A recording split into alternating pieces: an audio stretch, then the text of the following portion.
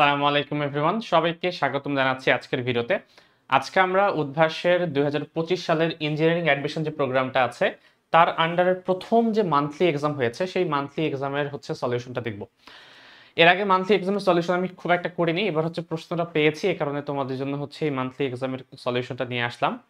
উদ্ভাস এবার উইকলি যতগুলাই নিয়েছে সবগুলোর প্রশ্ন কিন্তু খুবই সহজ ছিল। আমি অলরেডি সলভ করিয়েছি, আমার এই প্লেলিস্টে তুমি পেয়ে যাবা। তো এই যে মান্থলি এক্সামটা হয়েছে এটা খুবই স্ট্যান্ডার্ড একটা কোয়েশ্চেন, এই কারণে আমার মনে হলো যেটা সলভ করে দেওয়া উচিত। উদ্ভাস এর আগে বরাবরের মতো যেই টাইপের প্রশ্ন করে আসতো সেই টাইপের কোয়েশ্চেন তারা উইকলি এক্সামে না দিলেও মান্থলি এক্সামে কিন্তু ঠিকই দিয়েছে। তো চলো আজকে আমরা ফিজিক্স যে পার্টটুকু আছে সেটা সলভ করব, এবং টোটাল 13টা প্রশ্ন আছে। সম্পূর্ণ বইয়ের যে রিটেন আছে সেই রিটেন স্ট্যান্ডার্ড কোয়েশ্চেন হয়েছিল, মানে ম্যাথে 14টা, ফিজিক্সে 13টা, কেমিস্ট্রিতে 13টা। সেই ফিজিক্সের 13টা প্রশ্ন আমি সলভ করবো মান্থলি এক্সামের আন্ডারে। এই মাসে যেহেতু 3টা চ্যাপ্টার পড়ানো হয়েছে, ভেক্টর, নিউটনীয় বলবিদ্যা এবং কাজ, শক্তি ও ক্ষমতা, এই কারণে এই 3টা চ্যাপ্টারের উপরই টোটাল 13টা কোয়েশ্চেন এসেছে। একটা একটা করে আমরা সলভ করার চেষ্টা করব, এবং কোনটা কিভাবে সলভ করা যায় তার একেবারে বেসিক থেকে শুরু করে একবারে আমরা সলভে একদম এন্ড পর্যন্ত চলে যাব। প্রথম যে প্রশ্নটা সেটাই খুবই একটা ইউনিক একটা কোয়েশ্চেন, খুবই সুন্দর একটা প্রশ্ন সলভ করানোর জন্য। অনেকে কোন জায়গায় ভুল করবে সেটা আগে বলে দিব, দেন আমরা এটার সলিউশনের দিকে আগাবো। দেখো প্রশ্নটা কি বলা আছে, জাস্ট আমি স্ক্রিনশট নিয়ে ডিরেক্ট তুলে দিয়েছি, আশা করি তোমরা দেখতে পাচ্ছ। আমি বাংলা প্রশ্নটা পড়ছি, ইংলিশটা যাদের যাদের দরকার তোমরা এখান থেকে পড়ে নিতে পারবে। ওকে, প্রশ্নটা 2 মিটার দৈর্ঘ্যের একটি সুতা আছে। এই সুতার একটা এন্ডে একটা বব ঝোলানো, সেই ববের ভর দেওয়া আছে 500 গ্রাম। এই ববকে আমি উলম্বের সাথে 60 ডিগ্রি কোণে উলম্বের সাথে 60 ডিগ্রি কোণে রেখে দিয়েছি, এবং এখান থেকে আমি যদি একে ছেড়ে দেই তাহলে বব সহ সুতাটি পুনরায় এই উলম্ব অবস্থানে আসতে কত সময় লাগবে সেটা আমাকে বের করতে বলেছে, অর্থাৎ টাইমের ভ্যালুটা কত। দেখো টাইমের ভ্যালুটা কত এটা আমাকে বের করতে পেরেছে। স্বাভাবিকভাবে এরকম যদি একটা আমি সরল দোলকের কথা কল্পনা করে নেই, তো সরল দোলকের ক্ষেত্রে আমরা জানি যে তুমি যখনই একদিকে টেনে একে যদি ছেড়ে দাও তাহলে এখান থেকে এখানে আসার পর সে আবার ব্যাক করার পর এখানে এসে আবার এই জায়গায় আসলে তার একটা পূর্ণ স্পন্দন বা পূর্ণ দোলন কমপ্লিট হয়। তো এখান থেকে শুরু করে তার এখান পর্যন্ত আসতে কত সময় লাগা উচিত ছিল? তুমি যদি কল্পনা করো এখান থেকে শুরু করে এটা এখানে যাবে, দেন এখানে আসবে, আবার এখানে যাবে, আবার এখানে আসবে, তার মানে টোটাল এই টাইপের 4টা পাথ সে অতিক্রম করে ফাইনালি কিন্তু এই পজিশনে আসছে। তার মানে একেবারে এক্সট্রিম পজিশন থেকে সাম্যাবস্থান পর্যন্ত আসতে তার যে সময়টা লাগা উচিত সেই সময়টুকু কি হবে, জাস্ট তার পর্যায়কালের 4/1 এতটুকু করলেই কিন্তু বের হয়ে যায়। তো সেই ক্ষেত্রে আমরা যদি সমাধানটাকে এইভাবে করার চেষ্টা করতাম যে টি সমান আমরা জানি সরল দোলকের ক্ষেত্রে 2π√L/g। তো এখানে সবকিছুর ভ্যালু দেয়া আছে। এল এর মান কত? এল এর মান 2 মিটার, জি 9.8 মিটার। তো এটা আসবে, আমি সবগুলোই আগে থেকে ক্যালকুলেট করে রেখেছি যাতে করে আমার সময় নষ্ট না হয় এখানে ক্যালকুলেশনের জন্য। আমি একটু বলে দিই তোমাদেরকে যে আনসারটা কত আসে। সেটা আসে 2.84 সেকেন্ড। ঠিক আছে, এই আমার টোটাল পর্যায়কালটা আসে, মানে এখান থেকে স্টার্ট করে একেবারে এদিকে ঘুরে দেন আবার এখান পর্যন্ত আসতে টোটাল যে সময়টুকু লাগছে সেই সময়টুকু 2.84 সেকেন্ড। তাহলে এখান থেকে একবার এক্সট্রিম পজিশন থেকে সাম্যাবস্থানে আসতে তার যে সময়টুকু লাগা উচিত সেটা অবশ্যই টি এর 4/1 হওয়া উচিত। একে যদি 4 দ্বারা ভাগ করি আমার আনসার আসবে 0.71 সেকেন্ড। এটাই অনেকটা আনসার করে আসবা তোমরা, বাট টু বি অনেস্ট এটা একটা রং আনসার। ঠিক আছে, এই পদ্ধতিটা ভুল কেন?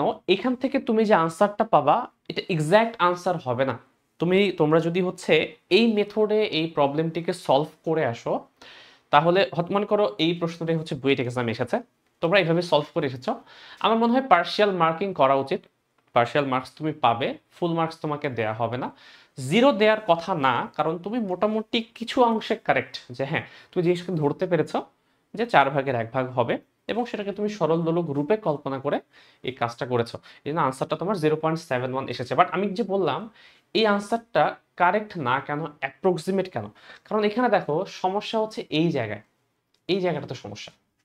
কোন জায়গাতে সমস্যা, যে এই যে থেটাটা, যা তার ইনিশিয়াল যে থেটাটা ছিল, যেই কোণে আমি তাকে নিয়ে গিয়ে ছেড়ে দিলাম, সেই অ্যাঙ্গেলটা কিন্তু অনেক বড় একটা অ্যাঙ্গেল, 60 ডিগ্রি। এবং এই সূত্র তখনই অ্যাপ্লিকেবল, এটা হচ্ছে তখনই অ্যাপ্লিকেবল যখন হচ্ছে এটা একটা সরল দোলকের মতো আচরণ করে। এবং সরল দোলকের ক্ষেত্রে আমরা জানি থিটা খুবই ক্ষুদ্র হতে হয়, অলমোস্ট 4 ডিগ্রির কাছাকাছি। ঠিক আছে, 4 ডিগ্রি না হলে তুমি যদি 8-10 ডিগ্রি পর্যন্ত ধরো, তাও মোটামুটি কাছাকাছি তুমি ভ্যালু পাবা। 4 ডিগ্রির মধ্যে হলে প্রায় ইকুয়াল তুমি আনসার পাবা। বাট 4 ডিগ্রির পরিবর্তে এখানে 60 ডিগ্রি দেয়া থাকার কারণে তোমার এই যে ভ্যালুটা, এই ভ্যালুটা হচ্ছে অ্যাকুরেট রেজাল্ট না, এটা হচ্ছে তোমার অ্যাপ্রক্সিমেট রেজাল্ট। ঠিক আছে, এই যে আনসারটা তুমি পেলে, এই আনসারটা থেকে তুমি একটা আইডিয়া পেতে পারবা যে আসলে আনসারটা 0.71 এর কাছাকাছি একটা ভ্যালু হবে। অ্যাকচুয়াল যে আনসারটা আসবে সেটা 0.71 সেকেন্ডের কাছাকাছি একটা ভ্যালু হবে, বাট এটা এক্স্যাক্টলি হবে না। এর কারণ হচ্ছে তোমার অ্যাঙ্গেলটা অনেক বেশি দেওয়া। তাহলে যদি আমি এখন অ্যাকচুয়ালি এই অ্যাঙ্গেলটার সাপেক্ষে আমি বের করতে চাই যে এখান থেকে এখানে আসতে কত সময় লাগবে, দুইটা মেথডে করা যেতে পারে। একটা মেথড হচ্ছে এই সূত্রটা যেখান থেকে এসেছে, টি এর যে সূত্রটা, আমরা পর্যায়কালে যে সূত্রটা প্রমাণ করে আসি, সেখানে কিন্তু সাইন থিটার পরিবর্তে আমরা থিটাকে ধরে নিই, কারণ থিটার মান অনেক ছোট হলে, তোমরা যদি প্রুফটা একবার একটু বই খুলে দেখো, তাহলে আমরা দেখি এইভাবে লিখি sine theta is equal to theta ধরে নেওয়া যেতে পারে, কারণ থিটা অনেক স্মল।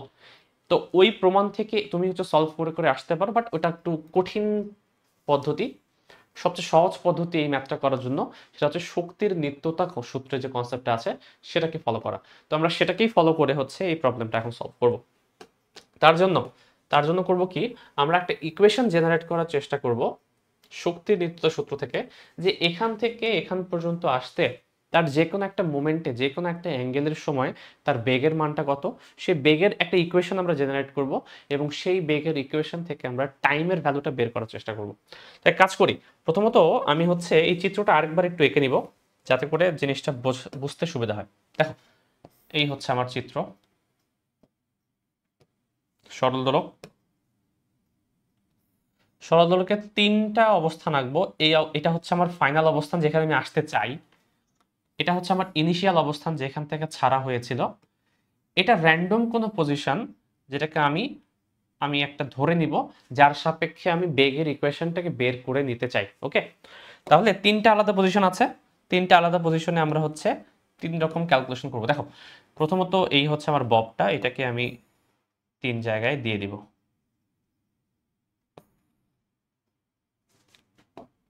খেয়াল করো, এখান থেকে আমি যদি হচ্ছে এই বরাবর একটা দাগ দেই, এবং এখান থেকে যদি এই বরাবর একটা দাগ দেই, তাহলে কখন সে কোন পজিশনে আছে সেটা আমি মোটামুটি একটা আইডিয়া পাবো।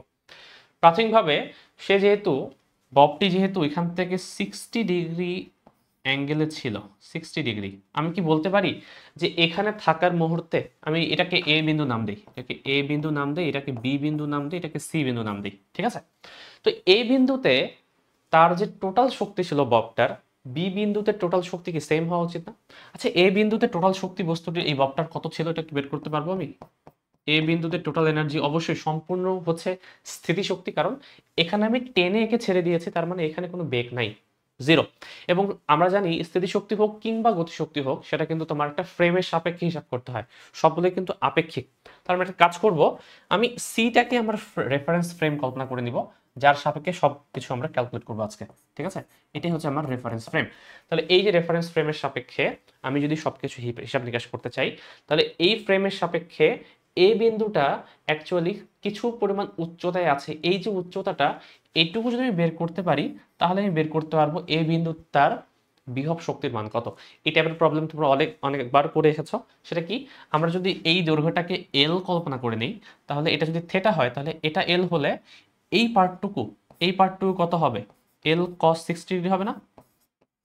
আমি মুছে দিব আপাতত, বাট বোঝার জন্য বলছি আপাতত, এটা হচ্ছে এল কস 60। তাহলে টোটাল এল থেকে যদি এল কস 60 বাদ দিই, তাহলে আলটিমেটলি এই ভ্যালুটা পাবো। আমার কিন্তু ওইটুকু দরকার, এটা আমি মুছে দিই, এটা আমার লাগবে না। তাহলে এটা হচ্ছে আমার এল মাইনাস এল কস 60 ডিগ্রি, বা তুমি কমন নিতে পারো, এল কমন নিলে 1 মাইনাস কস 60 ডিগ্রি। বুঝা গেছে? তাহলে আমি যদি বলি এ বিন্দুতে বস্তুটির টোটাল শক্তি কত, সেটা হবে এম জি ইন্টু এখান থেকে উচ্চতা, যে উচ্চতাটাকে আমি বের করলাম কত, এল ইন্টু 1 মাইনাস কস 60। এটাই হচ্ছে কিন্তু এ বিন্দুতে মোট যে শক্তিটা। তুমি এক কাজ করো, কস 60 এর ভ্যালু তুমি বসিয়ে দিতে পারো, কত 0.5 আসবে কস 60 ভ্যালু, তাই না? এটা আমি বসে দিই, এটাকে আপাতত হচ্ছে রেখে দিই। আমার হচ্ছে এ বিন্দুতে মোট যে শক্তির ভ্যালু, এই মোট শক্তির ভ্যালু আমরা এটাকে বলতে পারি। সিমিলারলি আমি যদি এখন বি বিন্দুতে মোট শক্তিটা হিসাব করি, এখন তুমি এ বিন্দু থেকে তাকে ছেড়ে দিয়েছো, কোন একটা র্যান্ডম পজিশনে সে হচ্ছে বি বিন্দুতে এসেছে, এখান থেকে স্টার্ট করে আমি কল্পনা করলাম সেটা থিটা অ্যাঙ্গেল অতিক্রম করে এই জায়গায় যদি আসে, ওই মোমেন্টে তার স্থিতিশক্তিও আছে, একটা গতিশক্তিও আছে, কারণ তার একটা বেগ কিন্তু বর্তমানে আছে। তাহলে বি বিন্দুতে তার যে শক্তিটা হবে, বি বিন্দুতে তার যে শক্তিটা হবে সেটা হবে এম জি আবার এল 1 মাইনাস কস কত ডিগ্রি, 1 মাইনাস কস এই অ্যাঙ্গেলটা না। আচ্ছা, এটা যদি থিটা হয় এটা কি কত হবে বলতে পারবা? এটা অবশ্যই তোমার 60 মাইনাস থিটা হওয়া উচিত, তাই তো? সব হিসাব নিকাশ আমরা সাম্যাবস্থান থেকে হিসাব করছি, এই কারণে আমি হচ্ছে সাম্যাবস্থান থেকে অ্যাঙ্গেলটাকে হিসাব করে দিলাম যে সাম্যাবস্থান থেকে সে কত উচ্চতায় বর্তমানে আছে। তাহলে এই উচ্চতার যদি আমি হিসাব করতে চাই, আবার আগের মতো যদি এইটার সমান কত এসেছিল, এল ইন্টু 1 মাইনাস কস 60, মানে কস এই টোটাল অ্যাঙ্গেলটা, আর এটা হবে তোমার L into 1 minus cos 60 minus theta. এটাকে জাস্ট আমরা এইভাবে লিখে দিই। তাহলে দেখো, আমার যে বি বিন্দুতে মোট শক্তিটা হবে সেটা হবে mgl, তারপর এটা mgl into 1 minus cos 60 minus theta plus half m v square. কারণ বর্তমানে তার একটা কিন্তু বেগও আছে, আমি কল্পনা করে দিলাম যে বি বিন্দুতে তার যে বেগটা সেটা হচ্ছে ভি বেগে সে পাশে আসছে। এখন দেখো, আমরা জানি যে যান্ত্রিক শক্তি হচ্ছে সব সময় কনস্ট্যান্ট থাকে, তাহলে যদি হচ্ছে এক্সটার্নাল কোনো হচ্ছে বাধা না থাকে, কিন্তু বাধার কথা বলা নেই, আমি বলতে পারি তাহলে এ বিন্দুতে মোট শক্তি ইকুয়ালস টু হবে বি বিন্দুতে মোট শক্তি সমান। তাহলে এটা আর এটা অ্যাকচুয়ালি সমান হওয়া উচিত। এক কাজ করি, এটাকে একটু পেজটাকে কপি করে নিলাম। এখন দেখো, সমান যদি হয় তাহলে আমি বলতে পারি ই ইকুয়ালস টু ইবি, মানে এমজিএল লিখে একবার না, ইএ সমান হচ্ছে ইবি। ইএ সমান কত ছিল, এম জি এল 1 মাইনাস কস 60, মানে 0.5 বললেই তো হচ্ছে। আচ্ছা থাক, সমস্যা নেই, এটা পরে কাজে লাগবে। আর ইবি সমান হচ্ছে কত, এটা MGL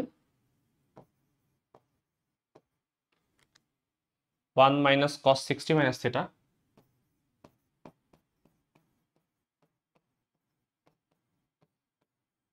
plus half m v square. M m m কিন্তু কেটে চলে যাচ্ছে। একটু চিন্তা করো, তুমি ভি স্কোয়ার বাই 2 সমান কি বলতে পারো? এটা যদি পাশে ট্রান্সফার হয়ে যায় তাহলে তুমি কিন্তু জি এল কমন রাখতে পারবা, এখানে আসবে 1 minus 0.5 minus 1 plus cos 60 minus theta. ঠিক আছে, এই টুটা যদি আমি গুণ করে দিই তাহলে ভি স্কোয়ার সমান আসবে 2gl, এই 1 1 চলে যাচ্ছে, থাকবে হচ্ছে এটু cos 60 মাইনাস থিটা মাইনাস 0.5। এই হচ্ছে আমার ভি স্কোয়ার একটা ইকুয়েশন আসলো। দেখো, আমার টার্গেট হচ্ছে টাইমের ভ্যালুটা বের করা। আমি বেগের একটা সমীকরণ নিয়ে আসতে পেরেছি। এই বেগ থেকে আমি যদি টাইমটা বের করতে চাই, আরেকটা মেথড করা যাবে। দেখো তো, যেহেতু একটা কৌণিক বেগে ঘুরছে, একটা কৌণিক একটা ডিরেকশনে বেগ তো না, আর একটা হচ্ছে তোমার বলবো আমি ঘূর্ণায়মান গতির একটা রূপ দেখতে পাচ্ছি, আমি এখান থেকে সে ঘুরে ঘুরে ঘুরে ঘুরে এদিকে বরাবর আসছে। তাহলে আমি যদি কল্পনা করি যে এই বস্তুটি কোনো একটা নির্দিষ্ট টাইমে, এই বস্তুটি কোনো একটা নির্দিষ্ট টাইমে ওমেগা কৌণিক বেগে ঘুরে, তাহলে যখন সে এই পজিশনে আছে তার একটা ওমেগা থাকবে, তার একটা কৌণিক বেগ থাকবে, তাই না? এবং ওমেগার সাথে ভি এর যে সম্পর্ক সেটা কি জানি আমরা, ভি সমান ওমেগা ইন্টু আর। যেহেতু এই আরটা অ্যাকচুয়ালি এই কার্যকরী দৈর্ঘ্যের সমান, তাই না? তাহলে আমি ভি সমান ওমেগা এল বলতে পারবো না এখান থেকে? তাহলে ভি এর পরিবর্তে আমি কিন্তু চাইলেই ওমেগা ইন্টু এল এই সূত্রটা লিখতে পারি। তাহলে ভি স্কোয়ার সমান আমার হয়ে যাবে ওমেগা স্কয়ার এল স্কয়ার সমান এই উপরের টুকু যা আছে তাই থাকবে। এখন দেখো এই এল স্কয়ারটাকে তুমি ভাগ করে দেই, তাহলে ওমেগার একটা রিলেশন চলে আসবে। আমি এক কাজ করি, আমি একেবারে লিখে দিই, এল স্কয়ারকে ভাগ করলে 2g/l হবে এবং এটাকে একটা স্কয়ার রুট চলে আসবে। তাহলে এটা আসবে তোমার হচ্ছে 2g/l cos 60 minus theta minus 0.5 এর উপর রুট। ঠিক আছে না? এই হচ্ছে অবস্থা। এখন দেখো ওমেগাটা কিন্তু থেটার উপর ডিপেন্ড করছে, ভালো করে খেয়াল করো। ওমেগার যে ইকুয়েশন সেটা থেটার উপর ডিপেন্ড করে, তার মানে এটা সমকৌণিক বেগ না, কিন্তু কন্টিনিউয়াসলি হচ্ছে কৌণিক বেগের মানটা কন্টিনিউয়াসলি চেঞ্জ হচ্ছে। সমকৌণিক বেগ হলে তুমি চাইলেই হচ্ছে আমাদের নর্মাল যে সূত্রগুলো আছে টাইম বের করার, যে ওমেগা সমান omega naught plus alpha t বা এরকম হচ্ছে, বা থিটা সমান হচ্ছে আমরা জানি omega naught plus omega divided by 2 × 2, এই টাইপের ইকুয়েশনগুলোকে ইউজ করে ডিরেক্ট করতে পারতে। বাট যেহেতু দেখেই বোঝা যাচ্ছে যে ওমেগা অ্যাকচুয়ালি থেটার একটা ফাংশন রূপে কাজ করছে, তাহলে এক একটা অ্যাঙ্গেলের সময় ওমেগার ভ্যালুটা কিন্তু এক এক রকম। তো যেহেতু এটা সমকৌণিক বেগ না, এই কারণে তুমি চাইলেই সমকৌণিক বেগের যে সূত্রগুলো আছে, নর্মাল যে আমাদের সূত্রগুলো ছিল বেগের, v সমান ইউ প্লাস এটি বা এস সমান ইউ টু প্লাস হাফ এটি স্কোয়ার, এগুলো কিন্তু আমি লিনিয়ার বেগের ক্ষেত্রে বললাম। রোটেশনাল গতির ক্ষেত্রে কিন্তু এরকম সার্কুলার মোশনের ক্ষেত্রেও কিন্তু এরকম কিছু 4টা ইকুয়েশন ছিল তোমাদের, বাট তুমি ইউজ করতে পারবে না সেগুলো। কারণ কি, ওটা শুধুমাত্র সমকোণিক বেগের জন্য প্রযোজ্য। যেহেতু এটা সমকোণিক বেগ না, তো তোমাকে আসলে এটাকে অন্য মেথডে বের করতে হবে। সেই অন্য মেথডটা কি, তুমি চাইলেই ওমেগার পরিবর্তে আরো কি বলতে পারো, থেটা বের করার। থেটা বের করার জন্য আমি ওমেগার পরিবর্তে কিন্তু ডি থিটা বাই ডিটি বলতে পারি না, ডিফারেন্সিয়াল ফরম্যাটে। এটা সমান আমি বলতে পারি 2g/l cos 60 minus theta minus 0.5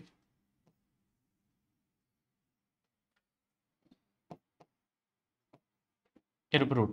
আমার দরকার কি, আমার দরকার হচ্ছে টি এর ভ্যালুটা বের করা, টি।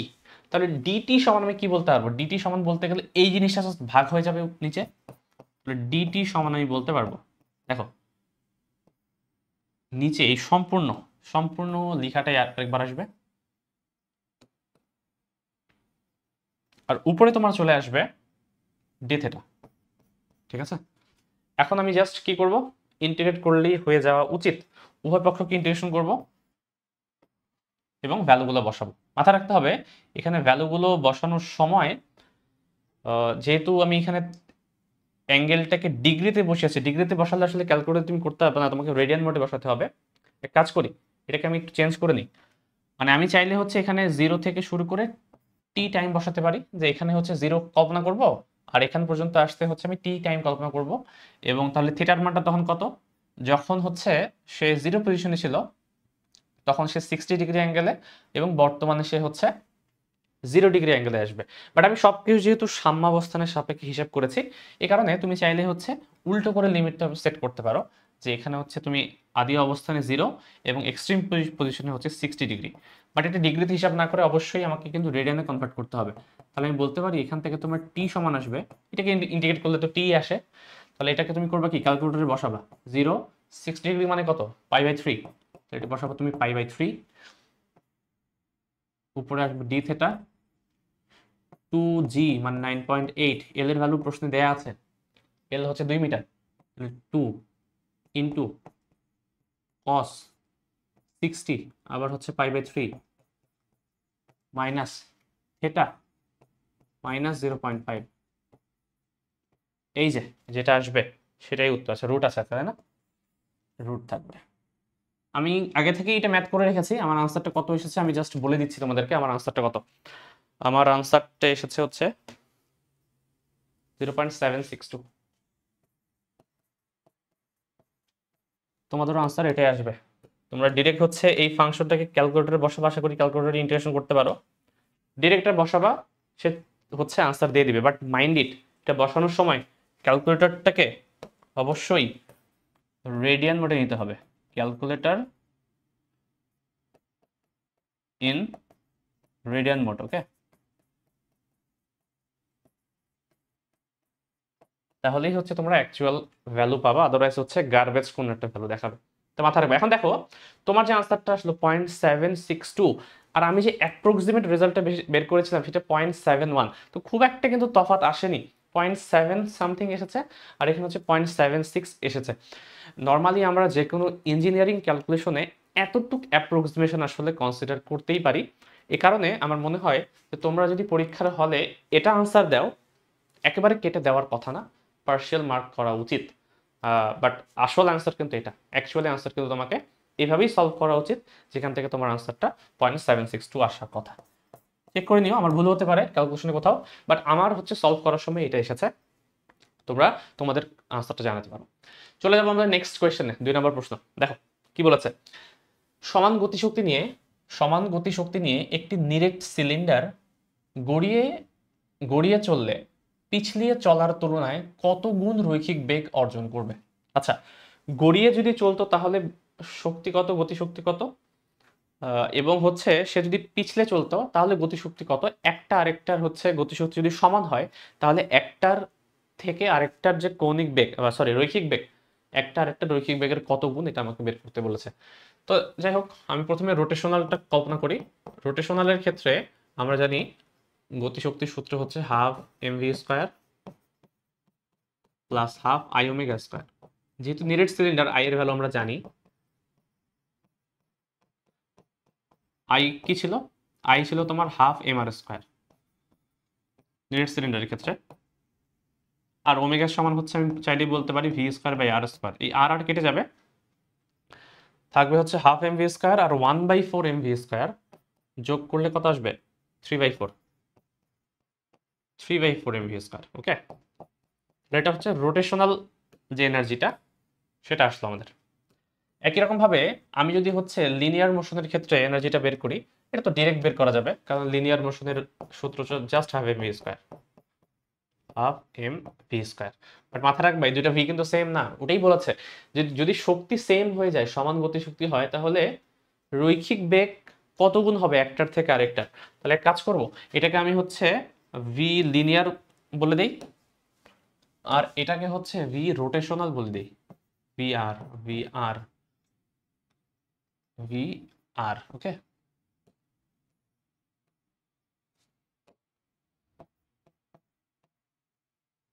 ভি আর। তাহলে এখন আমি হচ্ছে দুইটাই যেহেতু ইকুয়াল বলা আছে, তাহলে সেখান থেকে আমি কিন্তু ক্যালকুলেট করে বের করতে পারবো এই দুইটার মধ্যে রিলেশন। তাহলে ই আর আর ই এল সমান বলে দিয়েছে, তাহলে ভি আর এবং ভি এল এর মধ্যে সম্পর্ক বের করতে হবে আমাকে। 3/4 এম ভি স্কয়ার এবং half m v square, m m কেটে যাচ্ছে, ভি আর সমান কত আসবে? এখানে 4/3 হয়ে যাবে। 4 মানে হচ্ছে 2, √2/3 √2/3 ভিএল। এটা আনসার হওয়া উচিত। ঠিক আছে, দেখো এই তো দিনের প্রশ্ন। যেমন প্রশ্নটা 1 নম্বরের মতো খুব একটা কঠিন প্রশ্ন ছিল না, বাট সলভ করার মতো। তোমাদের জাস্ট বেসিকটা ঠিক রাখতে হবে। 3 নম্বর প্রশ্ন, 4টা সমবিন্দু ভর দেয়া আছে, 4টা সমান বিন্দু ভর, সমবিন্দু না, সমান বিন্দু ভর মানে পয়েন্ট মাস সমান বিন্দু ভরের বস্তু একটি এল বাহু বিশিষ্ট বর্গের 4 শীর্ষবিন্দুতে রাখা আছে। বর্গের 4টা শীর্ষবিন্দুতে রাখা আছে। চিত্রে দেখানো অক্ষের সাপেক্ষে জড়তার ভ্রামক নির্ণয় করো। এই যে অক্ষটা আছে, এই অক্ষের সাপেক্ষে জড়তার ভ্রামক আমাকে নির্ণয় করতে হবে। 4টা পয়েন্ট মাস, তার মধ্যে একটা পয়েন্ট মাস কিন্তু একবারে অক্ষের উপরেই অবস্থিত। আমরা কি জানি, যদি হচ্ছে পয়েন্ট মাসের জন্য জড়তার ভ্রামক বের করতে বলে, তাহলে সূত্রটা খুবই simple, just M R square. এখানে 1/2 নাই, 3/4 নাই, মানে কোনো সহগ আগে পিছে অ্যাড করতে হবে না। পয়েন্ট মাসের জন্য এক অক্ষ থেকে অপর পর্যন্ত যে হচ্ছে সূত্রটা, সেই সূত্রটা হচ্ছে যেই অক্ষের সাপেক্ষে তোমাকে জড়তার ভ্রামক নির্ণয় করতে বলবে, পয়েন্ট মাসটার ভর নিতে হবে, এবং এই অক্ষ থেকে ওই পয়েন্ট মাসের যে লম্ব দূরত্ব, এই লম্ব দূরত্বকে স্কয়ার যদি করে দেই, তাহলেই হচ্ছে আমি ওই পয়েন্ট মাসের জন্য জড়তার ভ্রামক পেয়ে যাব। এখন একটা সিস্টেমের মধ্যে যদি অনেকগুলো এরকম মাস থাকে, তাহলে অনেকগুলো মাসের জন্য টোটাল যে হচ্ছে তোমার জড়তার ভ্রামকটা আসবে, সেই জড়তার ভ্রামকটা আসবে যতগুলো এরকম হচ্ছে এম আর স্কয়ার পাবা, সবগুলোকে জাস্ট যোগ করে দিতে হবে। এটাই সূত্র। ঠিক আছে, আমাকে শুধুমাত্র বের করতে হবে যে পয়েন্ট মাসটার ভর কত এবং ওই মাসটার ওই অক্ষ থেকে লম্ব দূরত্ব কত, এটা বের করতে পারলেই শেষ। দেখো এটা কিন্তু আমরা চাইলেই বের করতে পারবো, সেটা কিভাবে, এখানে বলে দিয়েছে যে এই এলটা হচ্ছে একটা বর্গাকার একটা শেপ এবং এটা হচ্ছে এল এতটুক, তাহলে এতটুক কত বলো, আমি কিন্তু পিথাগোরাস অ্যাপ্লাই করতে পারবো যে এটা হচ্ছে তোমার হবে এল স্কোয়ার প্লাস এল স্কোয়ার মানে 2l স্কোয়ার, রুট করে দিলে এটা হয়ে যাবে এল রুট 2। সেম ভাবে তুমি যদি হচ্ছে এই বরাবর হচ্ছে একটু ইয়ে করতে, এটাও কিন্তু এল রুট 2ই হবে। খেয়াল করো তো, যখন তুমি বর্গটাকে এভাবে কর্ণ বরাবর কেটে দিলে এটা কি, এই দৈর্ঘ্যটা কি টোটাল যে কর্ণটা আছে তার কি অর্ধেক দৈর্ঘ্য মিন করে না? তার মানে এতটুকু যে দৈর্ঘ্য দুইটা, এটা একটা আর এটা একটা, দুইটা আসলে সেম ভ্যালু আসবে এবং সেটা কি হবে, এই টোটাল কর্ণের অর্ধেক দৈর্ঘ্য। তার মানে এল রুট 2কে আমি যদি 2 দ্বারা ভাগ করি তাহলে এটা আসবে তোমার এল ডিভাইডেড বাই রুট 2। ঠিক আছে, প্রত্যেকটা বস্তুর ভর প্রশ্নেই বলা আছে এম এম এম এম এবং প্রত্যেকটা দিয়ে আমি হচ্ছে লম্ব দূরত্বটা বের করে ফেললাম। বাকি কাজটা খুবই সহজ, শুধুমাত্র ভ্যালু বসাতে হবে। বসিয়ে দিই প্রথম বস্তুটার ক্ষেত্রে, এটাকে প্রথম বস্তু কল্পনা করো। দেখো তো প্রথম বস্তুটার ভর তুমি জানো এম, কিন্তু সেটা যেহেতু অক্ষের উপরেই অবস্থিত তার মানে লম্ব দূরত্ব কত, 0। তাহলে আমি বলতে পারি প্রথম বস্তুটার জন্য এম ইন্টু 0 স্কোয়ার, লিখে দিই তোমাদের সুবিধার্থে। ওকে, দ্বিতীয় বস্তু এটাকে কল্পনা করো। আচ্ছা আমি সিকোয়েন্সটা দিয়ে দিই, এটা হচ্ছে আমার 1 নাম্বার, এটা 2, এটা 3, এটা 4, এভাবে আমি কল্পনা করছি। ওকে, তাহলে দ্বিতীয় বস্তুর জন্য m ইন্টু এই দৈর্ঘ্যটা মানে l by root 2 whole square, m into l by root 2 whole square. থার্ডের জন্য m into l root 2 whole square এবং ফোর্থের জন্য আবার m into l by root 2 whole square. হিসাব করে এটা 0 আসবে, এটা হচ্ছে হাফ ml স্কোয়ার, পরেরটা হচ্ছে 2ml স্কোয়ার, এটা আবার হাফ ml স্কোয়ার, 2 আর 1 3, তাহলে 3ml স্কোয়ার। এটাই হচ্ছে এই সম্পূর্ণ সিস্টেমটার জড়তার ভ্রামকের মান 3ml স্কোয়ার। দেখো বোঝা যাচ্ছে কিনা, পয়েন্ট মাসের জন্য জড়তার ভ্রামক বের করাটা খুবই সহজ, জাস্ট সিম্পল কিছু মেথড আছে, এই মেথডটাকে ফলো করলেই হয়ে যাচ্ছে। 4 নম্বর প্রশ্ন ভেক্টর থেকে এসেছে, ভেক্টরের নদী নৌকার যে প্রবলেম। দেখো নদীতে স্রোতের বেগ দেওয়া আছে 5 মিটার পার সেকেন্ড, নৌকার বেগ দেওয়া আছে হচ্ছে 10 মিটার পার সেকেন্ড। ওকে, নৌকাটি এ বিন্দু হতে আলফা কোণে যাত্রা শুরু করায় সে যদি সি বিন্দুতে গিয়ে পৌঁছায়, এই বিন্দু থেকে আমি যাত্রা শুরু করেছি, এই বিন্দু থেকে আমি যাত্রা শুরু করেছি, ফাইনালি সে সি বিন্দুতে পৌঁছেছে, আমাকে বের করতে বলেছে যে আলফার মানটা কত। দেখো তো আমরা এক্স অক্ষ বরাবর যে দূরত্ব সেটা কিন্তু ভেক্টর চ্যাপ্টারে পড়েছি, সেটা এক্স অক্ষ বরাবর দূরত্ব বের করার যে রুলটা সেটা কি ছিল, এক্স অক্ষ বরাবর দূরত্ব হচ্ছে এক্স অক্ষ বরাবর বেগ ইনটু সময় দ্বারা গুণ করলেই হয়ে আছে, এস সমান ভিটি, এই নর্মাল সূত্র। যদি হচ্ছে এখানে ত্বরণ বলে কিছু না থাকে তাহলে আমরা সমবেগ কনসিডার করে নিব এবং সমবেগের ক্ষেত্রে সিম্পল সূত্র এস সমান ভিটি। যেহেতু এক্স অক্ষ বরাবর দূরত্বটা দেয়া আছে তাহলে এক্স অক্ষ বরাবর বেগের সাথে আমি যদি সময়টাকে গুণ করে দিই, সময় তো আর অক্ষ হয় না, সময়টাকে যদি গুণ করে দিই তাহলে এক্স অক্ষ বরাবর দূরত্বটা পেয়ে যাব। এখন দেখো এক্স অক্ষ বরাবর বেগের উপাংশটা কত, অলরেডি নৌকার বেগ তো সরি স্রোতের বেগ তো বলে দিয়েছে 5 মিটার পার সেকেন্ড, কোনো কিছু বলার নেই, তো আমি কল্পনা করে নিচ্ছি এটাই হচ্ছে নৌকার বেগের ডিরেকশন এবং ভি এর মানটা কত এটা আমি জানি না, কোন দিকে সেটাও জানা নাই, আমরা হচ্ছে র্যান্ডম কোন একটা ডিরেকশনে কল্পনা করে নিব। এই র্যান্ডম ডিরেকশনটা হচ্ছে কল্পনা করো হচ্ছে এরকম, ধরলাম এরকম কোন একটা ডিরেকশনে আলফা কোণে। ওকে, এই আলফাটাই বলা আছে এবং আমাকে আলফার এই মানটাই বের করতে বলা হয়েছে। তাহলে আলফা কোণে যেহেতু আছে চলছে সে, তাহলে ভি যে বেগের উপাংশটা যেটা স্রোতের বরাবর কাজ করছে বা এই দিক বরাবর, সেটা কি ভি কস আলফা হবে না? তাহলে স্রোতের দিক বরাবর টোটাল বেগের উপাংশ কত পাওয়া আছে, একটা তো হচ্ছে ইউ তো আগে থেকেই আছে, প্লাস হচ্ছে ভি কস আলফা, তার মানে এটাই হচ্ছে এক্স অক্ষ বরাবর বেগের উপাংশ ইনটু হচ্ছে টি। আচ্ছা টি তো আবার ডিরেক্ট দেয়া নাই, বাট টি তো আমি বের করতে পারবো, সেটা কি হবে, আবার হচ্ছে টি বের করার জন্য আমরা এস সমান ভিটি এই কনসেপ্টটাকে ইউজ করব। তাহলে টি সমান আমরা জানি হচ্ছে এস ডিভাইডেড বাই ভি। তাহলে যেহেতু এই দূরত্বটা আমাদের প্রশ্নে জানা আছে ওয়াই অক্ষ বরাবর দূরত্ব, তাহলে ওয়াই অক্ষ বরাবর দূরত্বের সাথে ওয়াই অক্ষ বরাবর যে বেগের উপাংশ সেটাকে ভাগ করে দিলেই হচ্ছে, ইউ বেগের কোনো উপাংশ ওয়াই অক্ষ বরাবর নাই সো হচ্ছে 0, বাট ভি বেগের একটা উপাংশ ওয়াই অক্ষ বরাবর থাকবে যেটা আসবে তোমার ভি সাইন আলফা।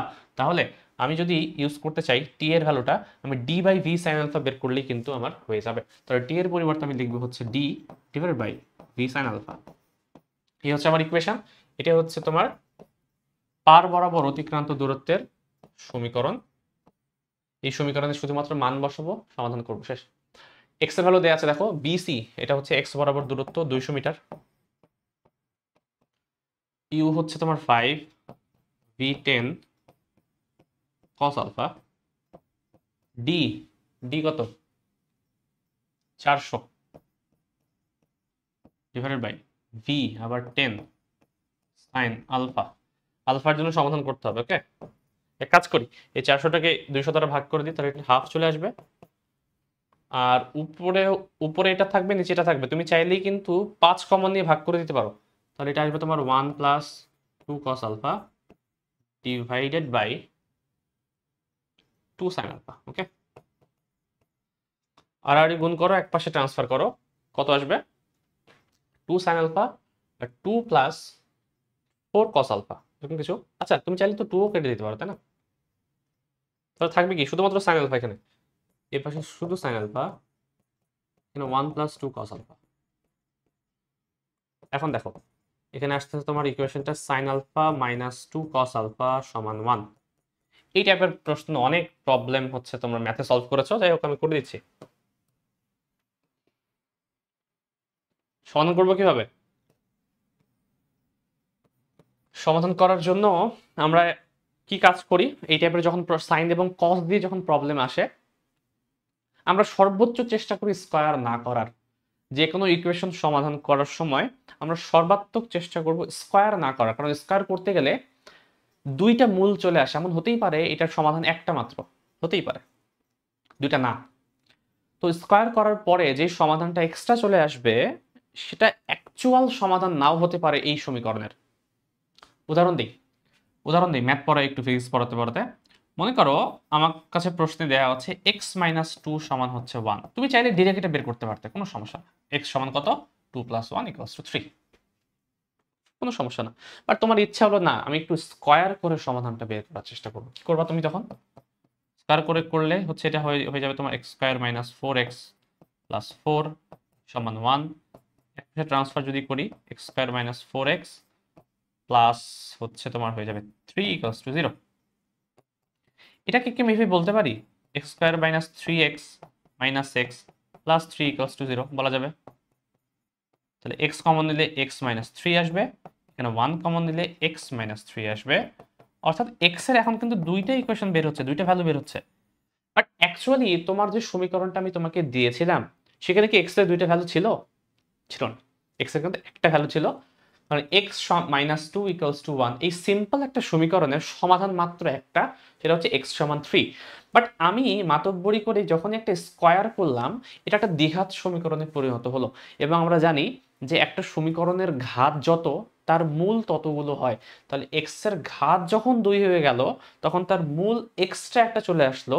এই এখন 3 যদি তুমি এর বাম পক্ষে বসাও তাহলে দেখা যাচ্ছে যে হ্যাঁ 1 তো মিলতেছে, তার মানে সমীকরণটাকে সিদ্ধ করছে। বাট আমি যদি 1টাকে এই সমীকরণে এখন বসাই, 1 মাইনাস 2 বাম পক্ষে বসালে ডান পক্ষ কিন্তু ম্যাচ করছে না। তার মানে এটা যদিও সমাধান করে এসেছে বাট অ্যাকচুয়ালি এই 1টা এই সমীকরণের অ্যাকচুয়াল সমাধান না, বরং তুমি স্কয়ার করার কারণে এই ভ্রান্ত একটা মূল চলে আসলো। এই কারণে স্কয়ার করতে গেলে ঝামেলা হয়। আমরা এই কারণে সব সময় ট্রাই করি স্কয়ার যাতে আমাকে না করা লাগে। ওকে, স্কয়ার করতে গেলেই হচ্ছে এরকম একটা ঝামেলায় পড়ে যাব। বাট সবসময় সেটা সত্যি না।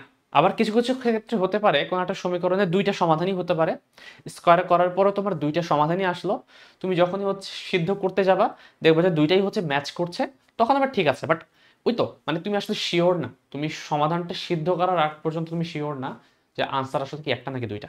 এই কারণে আমরা ট্রাই করবো, সবসময় ট্রাই করবো স্কয়ার না করে যে কোনো সমাধান সলভ করার। দেন বাধ্য হলে তো করার কিছু নেই, করতেই পারো। এটা এক্ষেত্রে আমরা বাধ্য না। এই টাইপের প্রশ্নগুলো সলভ করার ক্ষেত্রে আমরা করেছিলাম কি দেখো, সাইন এবং কসে যে সহগগুলো আছে সেগুলোকে স্কয়ার করে যোগ করে রুট করে যে ভ্যালুটা আসবে তাকে দ্বারা উভয় পক্ষকে ভাগ করা। তাহলে উভয় পক্ষকে ভাগ করবো, সাইন আলফার সামনে সহগ হচ্ছে 1, এর সামনে সহগ হচ্ছে মাইনাস 2, তাহলে 1 স্কয়ার প্লাস মাইনাস 2 স্কয়ার এর উপরে রুট কত আসে 4 আর কি 5, রুট 5। এত দ্বারা ভাগ করি, এত দ্বারা ভাগ করি। ওকে, ভাগ করলে কি আসবে? দেখো আমি খুব একেবারে ডিটেলসে করাচ্ছি, এর কারণ আছে। এই প্রশ্ন যদি ঢাকা ইউনিভার্সিটিতে চলে আসে কি করবা? আসতেই পারে, কিন্তু এখন রিটেনে হচ্ছে ভালো ভালো প্রশ্ন দিচ্ছে। ঢাকা ইউনিভার্সিটিতে 2.5 মার্কের একটা question, but engineering standard question হয় মাঝে মাঝে, তখন তুমি ক্যালকুলেটর ইউজ করতে পারবে না। এটা তুমি ডাইরেক্ট ক্যালকুলেটর দিয়ে অবশ্যই করতে পারে, কোনো সমস্যা না, বাট হাতে হাতে কিভাবে করতা সেটা আমি দেখাচ্ছি। ওকে, দেখো √5 দ্বারা যদি ভাগ করো কি আসে, তাহলে এটা আসবে 1/√5 sine alpha, 1/√5 sine alpha minus 2/√5 cos alpha equals to 1/√5। শেষ। এখন আমি কাজ করব, এটাকে আমি কস সামথিং কল্পনা করে নেব, কস থিটা কল্পনা করে নেব। ধরি কস থিটা সমান 1/√5। ঠিক আছে, তাহলে কস থিটা সমান যদি আমি 1/√5 কল্পনা করি, তাহলে দেখো তো সাইন থিটা সমান কি আসে? আমরা জানি কি সাইন থিটা মানে √1 মাইনাস কস স্কয়ার থিটা, তাহলে এটার স্কয়ার হবে, এটা আসবে তোমার হচ্ছে 1/5, 5 থেকে 1 বিয়োগ মানে 2, 4 কে রুট করলে 2, তার মানে 2/√5, অর্থাৎ আমার স্কয়ার একটা এক্সট্রা চলে আসছে। সাইন থিটা সমান 2/√5। দেখো তো ম্যাথস করেছে কিন্তু, তাই না? তাহলে আমি এটাকে কল্পনা করে নিব sine alpha cos theta minus cos alpha sine theta সমান 1/√5। এটাকে ভেবে রাখি, সমস্যা নেই, কারণ এই যে সূত্রটা পড়ছে আমার, এই সূত্রটার মধ্যে সাইন a মাইনাস বি এর একটা ফরম্যাট চলে আসছে। ঠিক আছে, সাইন a মাইনাস বি এর ফরম্যাট চলে আসছে। এখন দেখো তো আমি এখান থেকে কি করতে পারি, আর আমি যদি সাইনটাকে এ পাশে ইনভার্স করে দিই, ভালো মতো খেয়াল করো, আলফা মাইনাস থিটা সমান আমি কি সাইন ইনভার্স 1/√5 বলতে পারবো? সাইন ইনভার্স 1/√5 কিন্তু বলতে পারবো, তাই না? সাইন ইনভার্স 1/√5 বলতে পারবো। থিটার মানটা কি বের করা পসিবল কোনোভাবে? থিটার মানটা কিন্তু এখান থেকে বের করা পসিবল, একটু খেয়াল করো। এখান থেকে থিটা সমান তুমি বলতে পারো সাইন ইনভার্স 2/√5, অথবা অথবা তুমি চাইলে এখান থেকে বের করতে পারতা। এখান থেকে বের করি, তাহলে হচ্ছে একটা সুন্দর একটা ফরম্যাটে আসবে। এখান থেকে থিটা সমান আসবে তোমার cos ইনভার্স 1/√5। খেয়াল করো, থিটার মানটা আমি যদি এই পাশে ট্রান্সফার করি, তাহলে আলফা সমান আসছে আমার sign inverse 1/√5 plus theta, theta মানে আবার cos ইনভার্স 1/√5। ম্যাথে চলে যাও, ইনভার্স ত্রিকোণমিতি তোমরা যারা পড়েছো তারা আশা করি জানো, sign inverse theta plus cos inverse একই অ্যাঙ্গেল যদি থাকে, তার মান অলওয়েজ π/2 হয়। আলফার মান π/2, এটা आंसर। যাই হোক, ফিজিক্স একটা ম্যাথ করাতে অনেক মনে হয় ম্যাথের জ্ঞান দিয়ে দিয়েছি, বাট জরুরি ছিল। ওকে, এই প্রশ্ন যদি কখনো আসে, এভাবে করতে পারো। এর থেকে সহজ পদ্ধতি অবশ্যই আছে, তোমরা কমেন্টে জানাও এর থেকে সহজ পদ্ধতি আছে কিন্তু। কিভাবে করা যেতে পারে এটা তোমরা আমাকে জানাবা, ক্যালকুলেটর ইউজ করা ছাড়া। ঠিক আছে, যাই হোক, এই হচ্ছে আমি তোমাদের বেসিক যে মেথডটা আছে সেই মেথডে চাইলে তোমরা এইভাবে সলভ করতে পারো, যেখান থেকে আলফার ভ্যালুটা 90 ডিগ্রি আসবে। যদি 90 ডিগ্রিতে কোণে সে হচ্ছে রওনা দেয়, তাহলে আলটিমেটলি সে গিয়ে 200 মিটার ডানে গিয়ে পৌঁছাবে। দেখো বোঝা গেছে কিনা? চলো চলে যাবো আমরা হচ্ছে 5 নম্বর প্রশ্নে। 5 নম্বর যে প্রশ্নটা বলেছে সেটা সহজ প্রশ্ন অনেক। 20 গ্রাম ভরের একটি বুলেট আছে এবং এই বুলেটটিকে আমি একটা স্প্রিং দ্বারা সংকুচিত করলাম, 4 সেন্টিমিটার সংকুচিত করলাম। যখন স্প্রিংটা সাম্যাবস্থায় ফিরে আসে আবার, তখন নিক্ষিপ্ত বুলেটটির গতিবেগ কত? মানে আমি হচ্ছে সংকুচিত করে রেখে দিয়েছি, আমি মনে করো হচ্ছে বুলেটটিকে হচ্ছে নিক্ষেপ করলাম চাপ দিয়ে, তখন স্প্রিংটা আবার হচ্ছে নর্মাল পজিশনে চলে আসলো তার ন্যাচারাল যে লেংথে, তাহলে সেটা কি একটা ধাক্কা দিবে তাকে, যে এনার্জি ছিল সেই এনার্জিটা রিলিজ হয়ে যাবে, সে ধাক্কার কারণে সে একটা গতি শক্তি পাবে, এবং ওই গতি শক্তির থেকে যে বেগটা, সেই গতি বেগটা আমাকে বের করতে বলেছে। তো এটা অবশ্যই স্প্রিং দ্বারা যে সংকুচন করার কারণে স্প্রিং এর যে সঞ্চিত শক্তি অবশ্যই সমান হবে বুলেটের গতি শক্তির। এখান থেকে তুমি বের করতে পারো ভ্যালুটা। হাফ হাফ কেটে আছে, কে এর ভ্যালু হচ্ছে তোমার স্প্রিং ধ্রুবক 100, এক্স কত 4 centimetre 0.04, m 20 gram into v square, এটা তো বের করবো। আমি বের করেছি আগেই, কত আসে দেখি একটু বলি। 2√2 2√2 মিটার পার সেকেন্ড।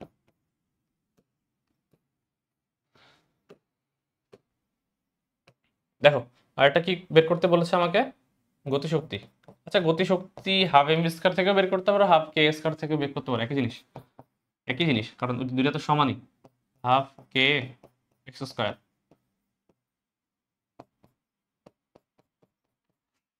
এটা আমার আসছে 0.08।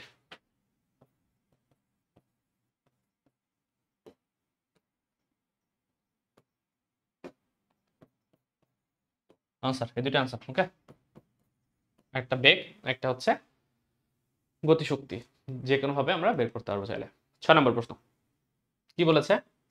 10 মিটার দীর্ঘ 10 মিটার দীর্ঘ একটি হেলানো তলের শীর্ষে একটি ব্লক রাখা আছে। তলটি আনুভূমিকের সাথে যদি 60 ডিগ্রি কোণ উৎপন্ন করে, ব্লক ও তলের মধ্যকার ঘর্ষণ গুণাঙ্ক যদি 0.3 হয়, তাহলে তলের নিচের দিকে পৌঁছালে তার কত সময় লাগবে? এটা তো অনেকবার করা হয়েছে, এটা শর্টকাটে করবো। ওকে, আশা করি তোমরা সূত্রটা জানো।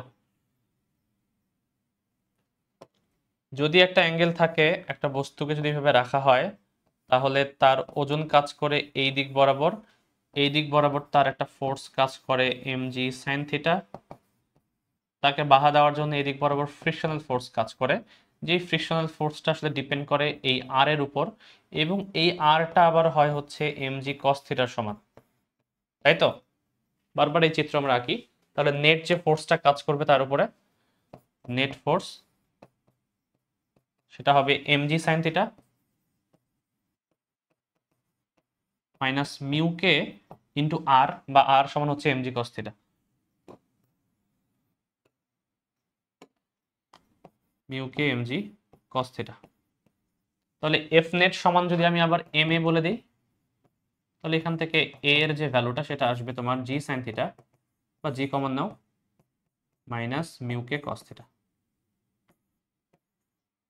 এটাই হচ্ছে আনসার, মানে আনসার বলতে এ এর ভ্যালু। এই এর ভ্যালু থেকে আমরা বের করবো এখান থেকে এখানে আসতে কত সময় লাগবে, তাই তো? আদিবেগ কত? আদিবেগ হচ্ছে 0। 0 যদি আমি ধরে নেই, তাহলে আমি বলতে পারি এস সমান ইউটি প্লাস হাফ ইটি স্কোয়ার। এস সমান ইউটি প্লাস হাফ ইটি স্কোয়ার, এই সূত্র ইউজ করবো।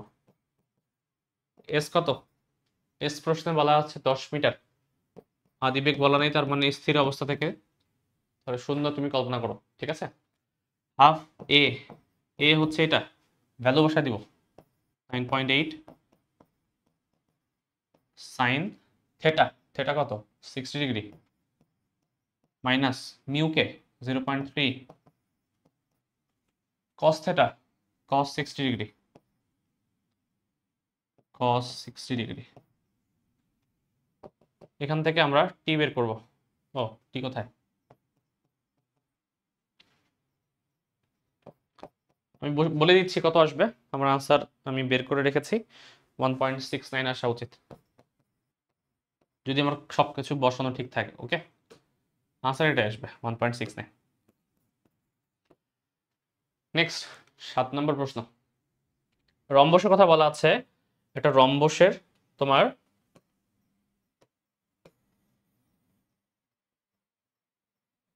ধরলাম এই হচ্ছে রম্বস, এটা রম্বসের 2টি বাহু দেয়া,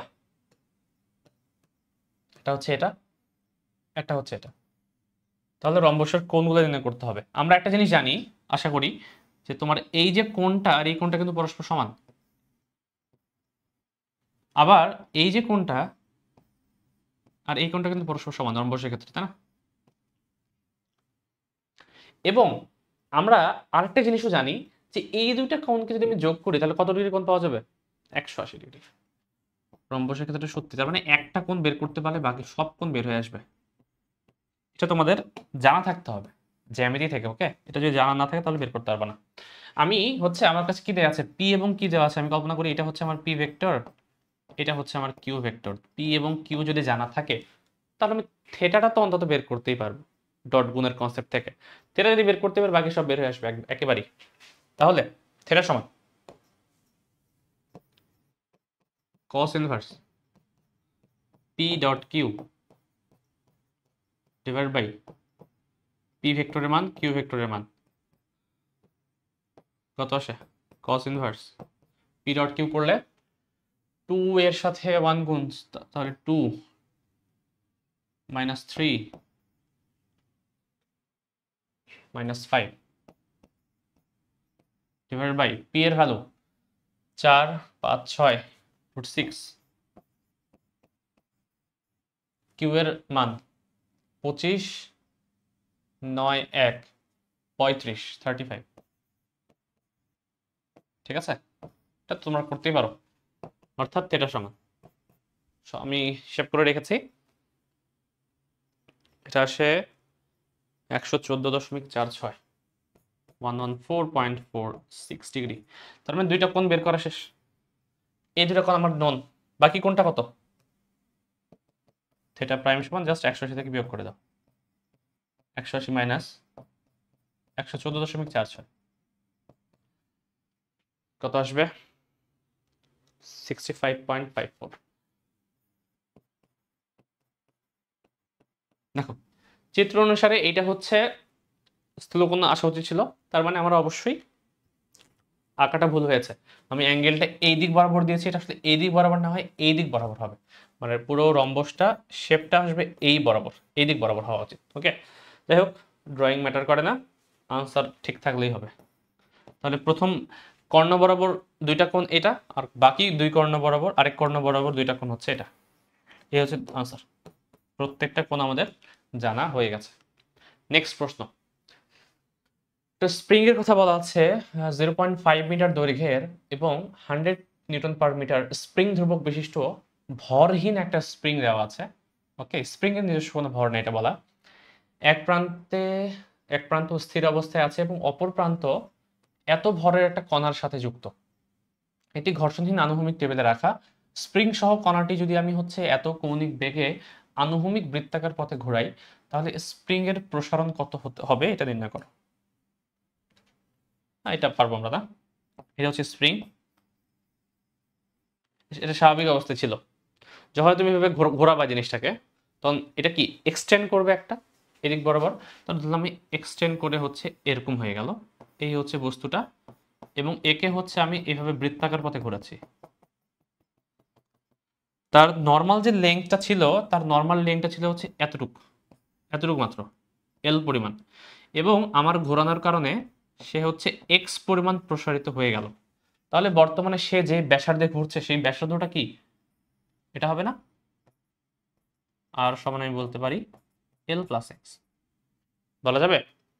এখন এর উপর কি কি ফোর্স কাজ করবে? ন্যাচারাল লেংথ থেকে কোনো একটা স্প্রিং যদি এক্স পরিমাণ প্রসারিত হয়, তাহলে প্রসারণের ঠিক বিপরীত দিকে তার উপর স্প্রিং ফোর্স কাজ করা উচিত কে এক্স, এবং এটাই হচ্ছে এই যে স্প্রিং ফোর্সটা, এটাই হচ্ছে প্রয়োজনীয় যে কোনো জিনিস যদি ঘুরতে চায়, ঘূর্ণায়মান অবস্থায় যে কেউ যদি থাকতে চায়, তাহলে ঘূর্ণনের জন্য অবশ্যই একটা কেন্দ্রমুখী বল দরকার। তাহলে এই কেন্দ্রমুখী বলটা যোগান দিবে কে? এই স্প্রিং যে ফোর্সটা যেটা কেন্দ্রের দিক বরাবর কাজ করছে, সেটাই অ্যাকচুয়ালি কেন্দ্রমুখী বলের যোগান দিবে। এবং আমরা জানি কেন্দ্রমুখী বলের সূত্র যেটা, সেটা হচ্ছে এফ সমান, বের করতে বলেছে কি আমাকে, আমার হচ্ছে ওমেগা দেয়া আছে, তাহলে ওমেগার সাপেক্ষে বলি এম ওমেগা স্কয়ার আর, এবং এটাই সমান হচ্ছে তোমার কে এক্স। এবং আর এর পরিবর্তে তুমি কি বলতে পারো? আর এর পরিবর্তে তুমি চাইলে কিন্তু এল প্লাস এক্স বলতে পারবা। ওকে, তাহলে এম এর ভ্যালু কত? 0.5 কেজি, ওমেগা 2 স্কয়ার, এল প্লাস এক্স। এল হচ্ছে স্প্রিং এর দৈর্ঘ্য, স্প্রিং এর দৈর্ঘ্য হচ্ছে 0.5 বলা,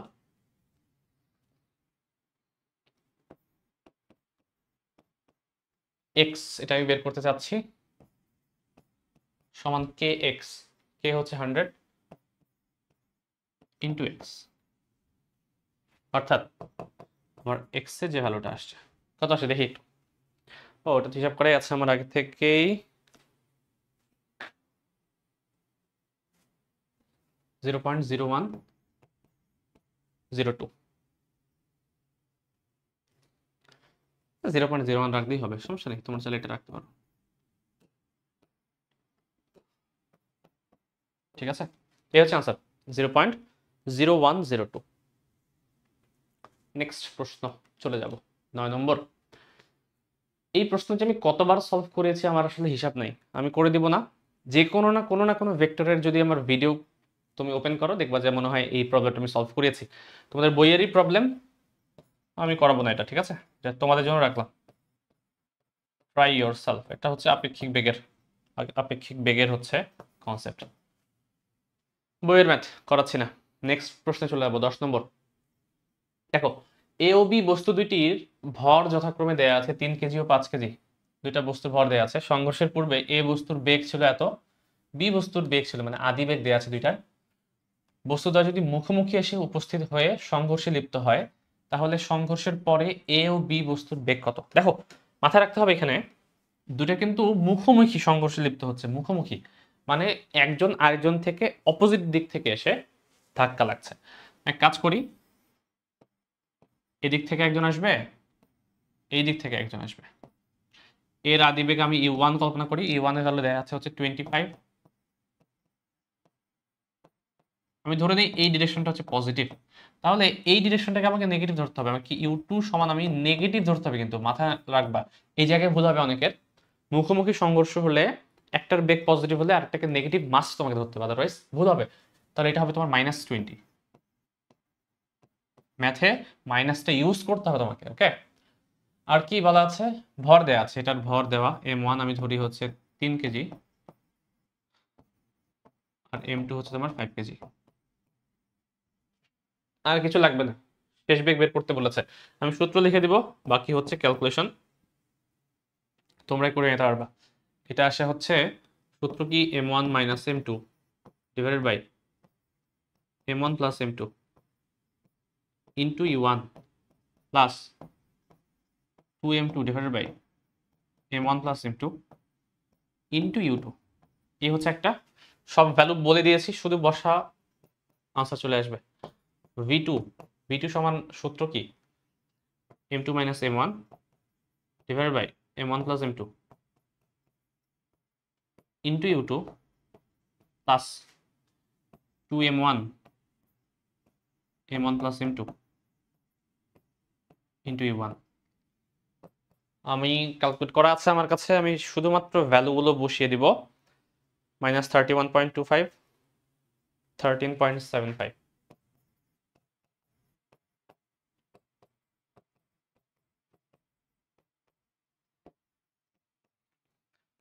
দেখো তোমাদের আনসার এটা আসে কিনা, এটা আসা উচিত, ওকে।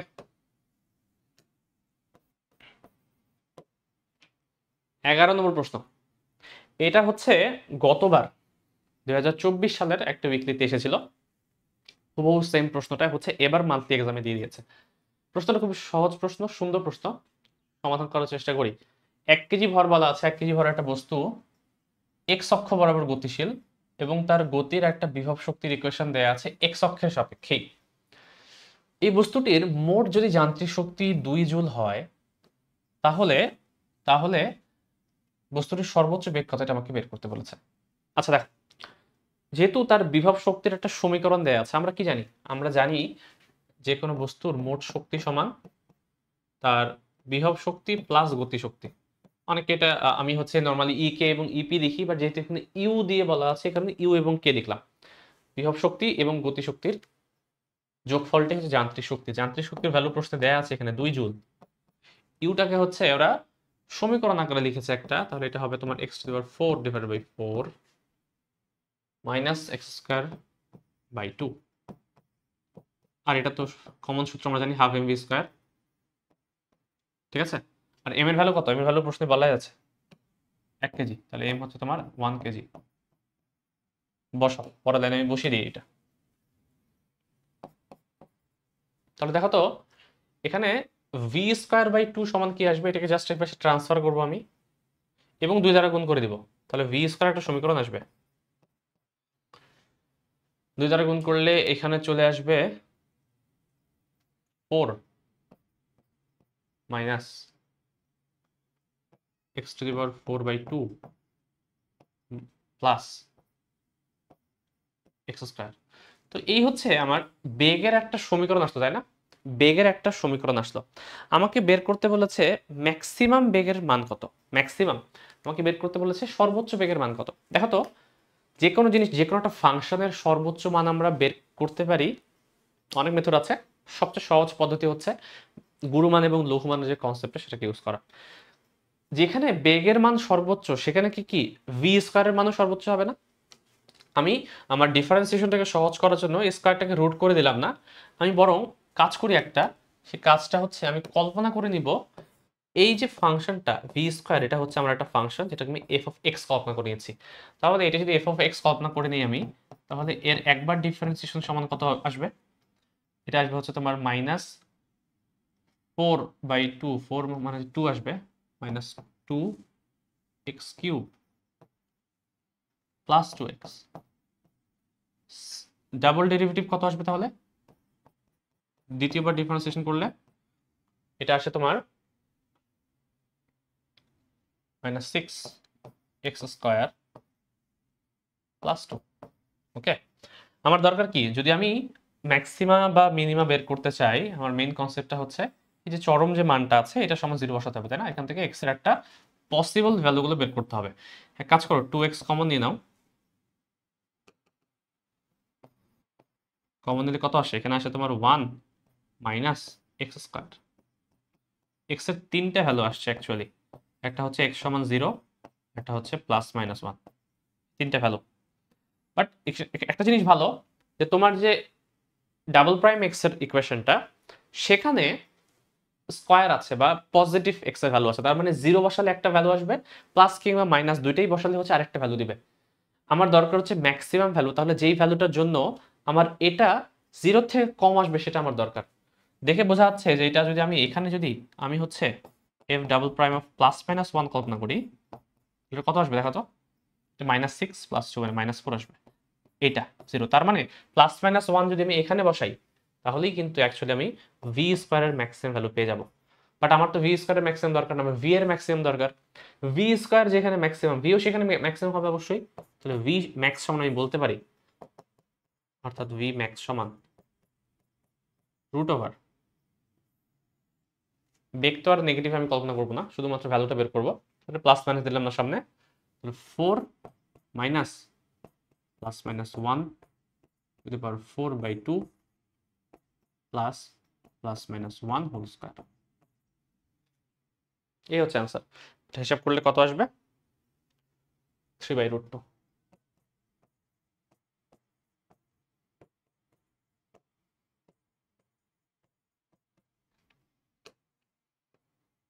ঠিক আছে, এটা মুখে মুখে তোমরা হিসাব করতে পারবা। 4 থেকে হাফ বিয়োগ এবং 1 যোগ, মানে 5 থেকে হাফ বিয়োগ করো, কত আসে? 4.5। 4.5 কে রুট করলে এটা আসে, মানে 4.5 মানে কি, 4 2 8, 9/2।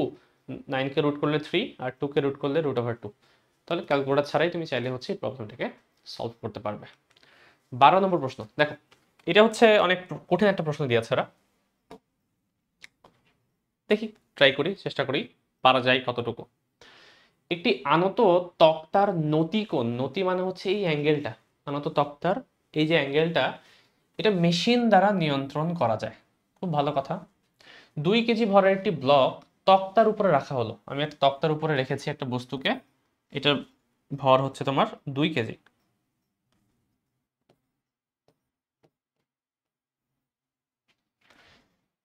ব্লকটি পিছলে পিছলে পড়তে শুরু করে, একই সময়ে তক্তাটিও হচ্ছে 5/সেকেন্ড কৌণিক বেগে নিচের দিকে নামতে শুরু করে।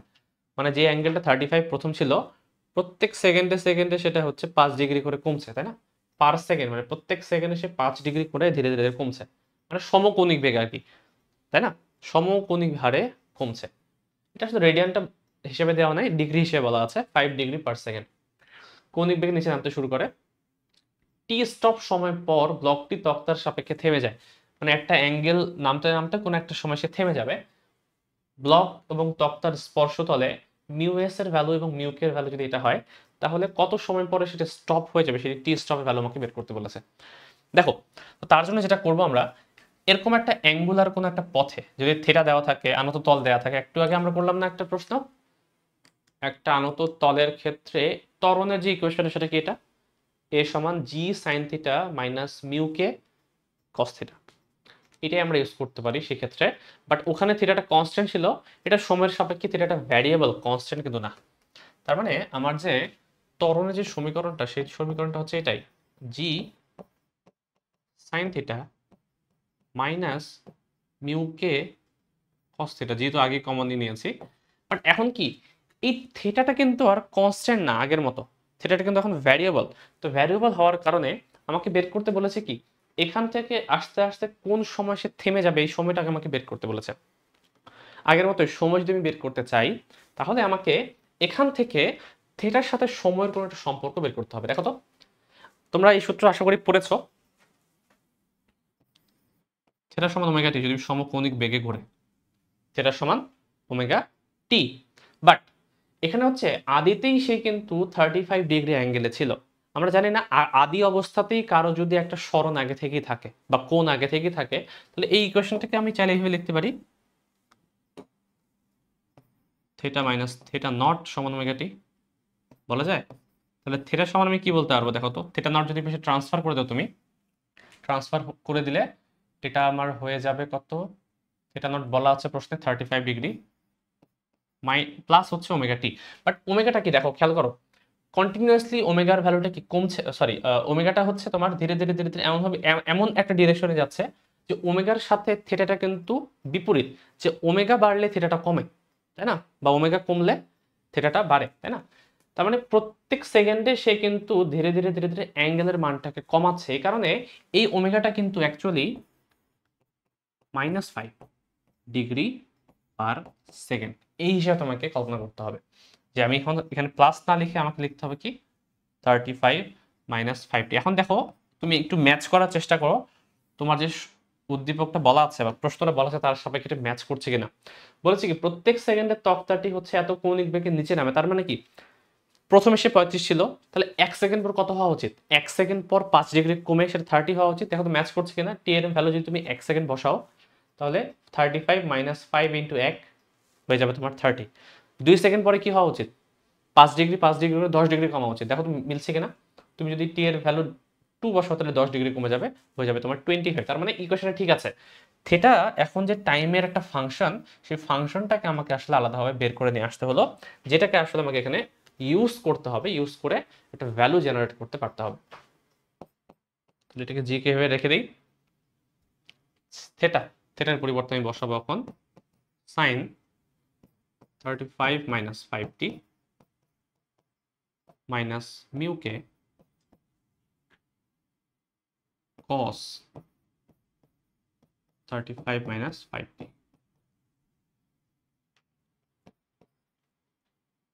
দেখো আমার বের করতে বলেছে আমাকে কিসের ভ্যালু, টাইমের ভ্যালু। আর বের করার ক্ষেত্রে আমাকে কি কি বলা আছে, যে একটা পর্যায়ে সে গিয়ে থেমে যায়। আমি তক্তাকে প্রথমে রেখেছিলাম, তার আদিবেগ কি বলা আছে প্রশ্নে নাই, বাট আমি কল্পনা করে নিতে পারি যে আমি হচ্ছে জাস্ট তাকে রেখে ছেড়ে দিয়েছি, সে হচ্ছে ধীরে ধীরে ধীরে ধীরে নিচের দিকে স্লাইড করে করে পড়ে। এ কারণে আদিবেগের মান বলা নাই, বাট স্থির অবস্থা থেকে সে পড়া শুরু করেছে, সেটা আমি কল্পনা করে নিতে পারি। এবং আলটিমেটলি সে তো থেমেই যাবে একটা সময়, এবং তার মানে তার শেষ বেগ হচ্ছে 0। তার মানে আদিবেগ এবং শেষ বেগের ভ্যালুটা কিন্তু ইনডিরেক্টলি তোমাকে বলা আছে, এবং তার সাপেক্ষে সময়ের মানটাকে বের করতে বলেছে। তাহলে এই ত্বরণটাকে আমাকে আসলে সময়ের সাপেক্ষে বেগের সাপেক্ষে ট্রান্সফর্ম করতে হবে। তাহলে আমি এ কে কি বলতে পারি, এ কে কি dv/dt বলতে পারবো, অবশ্যই বলতে পারবো। এবং খুব ভালো করে খেয়াল করো, বেগটা কিন্তু এখন আর কনস্ট্যান্ট না, কারণ বেগটা এখন টাইমের উপর হচ্ছে ডিপেন্ড করছে। প্রত্যেক সময় পার হতে হতে থিটার মানটা চেঞ্জ হচ্ছে, এবং বেগের মানটা কিন্তু ধীরে ধীরে ধীরে ধীরে কমে কমে ফাইনালি 0 হয়ে যাবে। এখন দেখো তাহলে আমি যদি হিসাব করতে চাই যে আমার টাইমের ভ্যালুটা কত, আমার কি করতে হবে, উভয় পক্ষে এই টিটাকে হচ্ছে ট্রান্সফার করে বসে দিতে হবে। আমি এক কাজ করি, শুধুমাত্র এটাকে কপি করে নিই, তাহলেই হয়ে যাবে।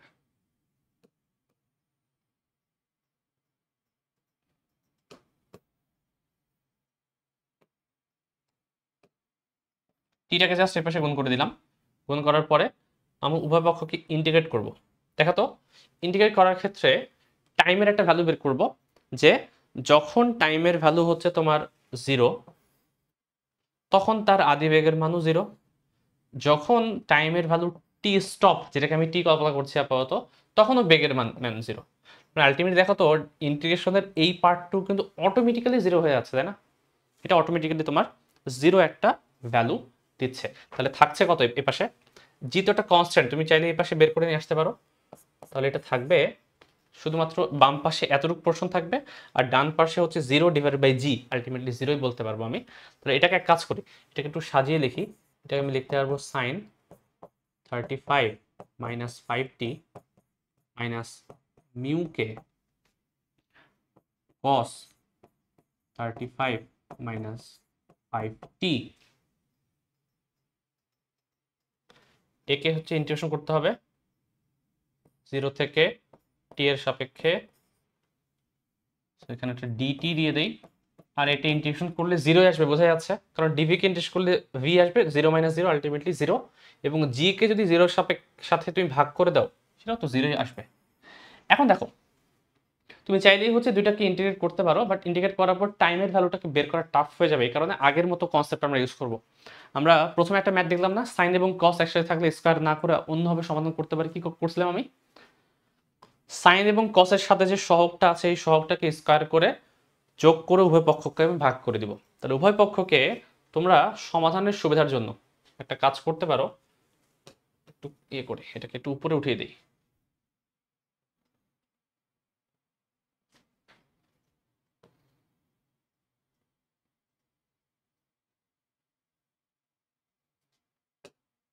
দেখো উভয় পক্ষকে ভাগ করব কি দিয়ে?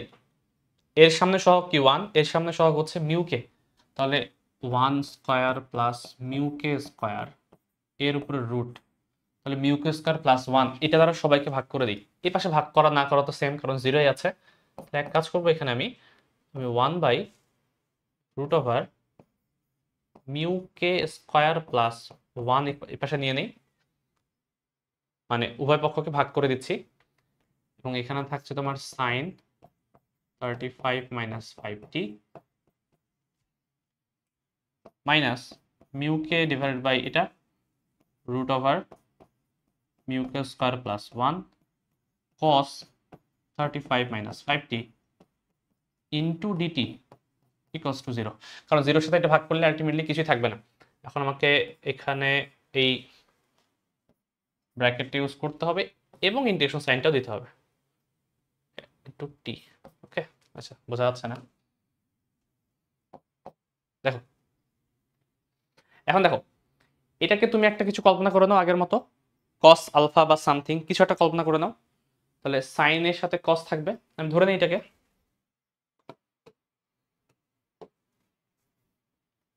এটা কস থিটা কল্পনা করো, ধরে নিই কস থিটা সমান 1/√ওভার মিউ কে স্কয়ার প্লাস 1। তুমি যদি হিসাব করে দেখতে সাইন থিটা সমান কি আসবে?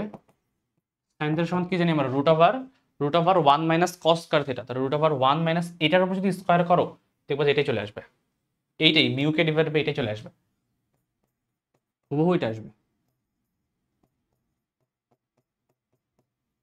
বুঝা গেছে? যদি এইটাই আসে তাহলে আলটিমেটলি এইটাকে কোন ফরম্যাটে আসছে দেখো তো, সাইনে কস বি কস থিটা মানে সাইনে cos b minus cos sine b না? এই ফরম্যাটটাকে আমরা কি বলতে পারি? এটাকে আমরা বলতে পারি সাইন এ মাইনাস বি এর সূত্র। তাহলে এখানে আসবে তোমার সাইন এ মাইনাস বি, মানে বি মনে বলতে আমি থিটা কল্পনা করেছিলাম, তাহলে এ মাইনাস বি। এই দেখো সম্পূর্ণটা জিনিসকে খুবই সিম্পল একটা ফরম্যাটে আমরা সাজিয়ে নিয়ে আসলাম। ইনটু হচ্ছে তোমার ডিটি সমান 0 আমি বলতে পারি। এখন আমি এটাকে কিন্তু খুব সহজেই ইন্টিগ্রেট করতে পারবো, আমার ইন্টিগ্রেশনটা একটু ইজিয়ার হয়ে গেল। ইন্টিগ্রেট করি, সাইনকে ইন্টিগ্রেশন করলে কি আসে? মাইনাস কস আসে, তো এটা আসবে তোমার মাইনাস কস। আচ্ছা আবার আবার টি এর সামনে আবার তোমার হচ্ছে 5 আছে, আমি একবারে লিখি এটা cos 35 minus 5t minus theta divided by -5, কারণ টি এর সাথে -5 তোমার গুণ অবস্থায় ছিল, এই কারণে ইন্টিগ্রেট করলে তোমার নিচে এটা ভাগ হিসেবে আসবে, এবং এটা হচ্ছে তোমার 0 থেকে t ইকুয়ালস টু 0। দেখো তো -5 আর মাইনাস পেলে +5, বাট এ পাশে গুণ করলে আলটিমেটলি সেটা 0 হয়ে যাচ্ছে। এটা রাখা না রাখা আসলে ম্যাটার করে না আমার কাছে। আমি কাজ করব, কাজ করে এটাকে একটু আমি ডুপ্লিকেট করে নিই। আমরা যতটুকু দরকার নেই আমি মুছে দিব সব।